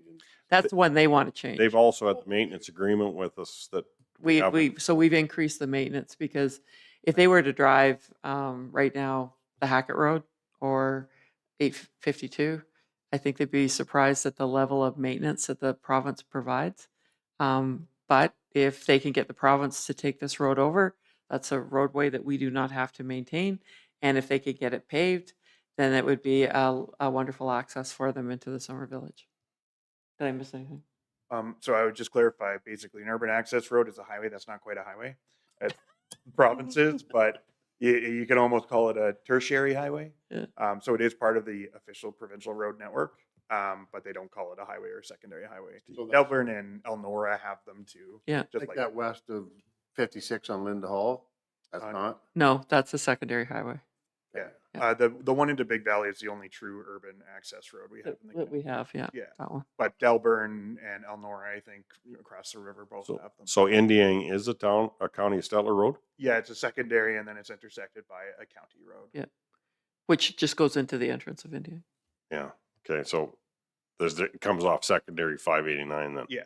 Okay. You're talking the north-south one or the east-west? East-west. Oh, no, there is a Oh, north. there's a north-south one too. Yeah. Yeah. But that is a Isn't that secondary road, isn't it? 855?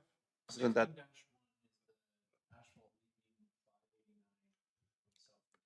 Right. And that's ours, right? Oh, okay. Sorry, I'm confused. On that. They're a little confusing, but yeah, So they the are White there. Sands They do resident- exist. Yeah. White Sands residents really like this, wouldn't they? That's I'm sure they would. Yeah, so the motivator behind this, so as Yvette mentioned, we have an agreement with them to provide a higher level of service than we otherwise would on that road based on our own needs. Similar to the agreements we have with the town where we are providing maintenance on their roads to meet our residents' increased needs. And so this would absolve the Summer Village of White Sands from having to have that. The drawback is we all lose a little bit of control, right? And, you know, I think I've heard discussions today even about calling Alberta Transportation when they're not seeing action on some problematic roads. You know, less money is less control. It's the trade-off you make. Councillor Stevens. Earlier, when we received a letter in this regard from the Summer Village, we sent a response that, yes, we were open to this, we would be supportive, but we weren't narrowing it down to 40-4. We were open to alternate options, whatever the province is most open to. It appears that White Sands is committed to just the one route, which is 40-4. I'm in theory supportive of this. If the province wants to take over maintenance of more of our roads and we start saving budget, so be it. At a high level, I get we lose some control, but right now they're one of only a handful of municipalities that do not have a paved road, a paved provincial road to their community. It is very few. I'm in favor of sending a letter of support to them. With one large caveat, I think they need to be careful what they wish for. They want a paved access road, which I'm supportive of, but they need to be very cognizant if 40-4 is the only road that gets paved, then they're going to have a bunch of extra traffic funneling through their summer village to access the only paved road. And I do not, they received that warning before, and I just really don't want to hear that complaint afterwards. Greg? Mr. Reed, through to council, I think we have to look at it at both angles, and the fact that if this does go through, and I mean, crystal ball, you are not going to see pavement in this location immediately. There will be gravelled surface, and let's say that it somewhat mirrors the current approach to gravelled secondaries maintenance. This will force all that traffic to travel other roads that specifically the county maintains, and may cause issues or concerns with the residents along those roads. The counselor for the area will speak, no? Understand completely. This was one of the roads that did not hold up well No, to our weather event. In the span of 4 days, I saw 3 different vehicles in the ditch on that road. It is too wide, it is too flat, and it was very slippery. In this instance, if the highway wants to take over a troublesome road, they can fill their boots. Counselor Hunter? Clarify that, Justin, and so that would go from White Sands to 56. But like you're suggesting from that four-way stop, they would take that right around and right out past White Sands? Would that be the route I'm getting at that you were talking about? In our earlier letter, we suggested we were open to alternate routes, whatever the province decided. Because that's slightly longer to get to a highway than some of the other options. So I wasn't sure if transportation would look down upon it. But all this is suggesting is from White Sands proper, straight east to Highway 56. That's But- the only section. But could we, or would it be prudent to add that in, like, if I'm correct, what you're talking about, stop sign around the campsite to the White Sands Road? So they can go either way? I don't think the province is gonna approve 2 different urban access Okay, routes. There's 0 now. The chances of them taking both sides are slim to none. I would assume that that's asking for too much. But sometimes you ask too much, you settle for less. You get what you want. Sometimes you don't either, so. Counselor Gano? Would we request that the letter specify paved? Our letter of support. That's basically, this request is to go to provincial access. It's not stating what the surface will be. But we're going to write a letter of support? Yeah, that it would, for provincial access road. Right. But is there anything wrong with us putting in that letter paved? I don't think that's up to us. It's up to the supporting municipality that's looking for it. But we would support it if it was paved, and we may not support it if it was not. I think, yeah, if that's their request, that's what they're looking for. The one thing I would like to know is if this doesn't get passed, are we going to have, how is our arrangement went with payment for extra maintenance on this road? They've renewed it. They're continuing. We've Okay. been holding up, we've been up there almost weekly, I think. Okay, that's, as long as we're holding up our end of the deal on that till something goes through, if it does. I'll make the motion that we send a letter of support. Call the question, all in favor? That'd be carried. Okay, win. Sorry, Mr. Chair, the only other comment I had, the Stettler Public Library, I forwarded the fact sheet to put in the council. I do have the audited financial statements if any councilor would like to see them. The rest of it I thought was had a little too much personal information to put in a public document. So. Okay. Again, for the rest of is there any other questions back to Yvette? We know where we can find stuff if we need it, but can I get accept for information for the rest of the consented? Councilor Adam, call the question, all in favor? That's carried. In camera is 14. Councilor Stevens, I'll give you a motion to enter in camera. call the question, all in favor? And that's carried.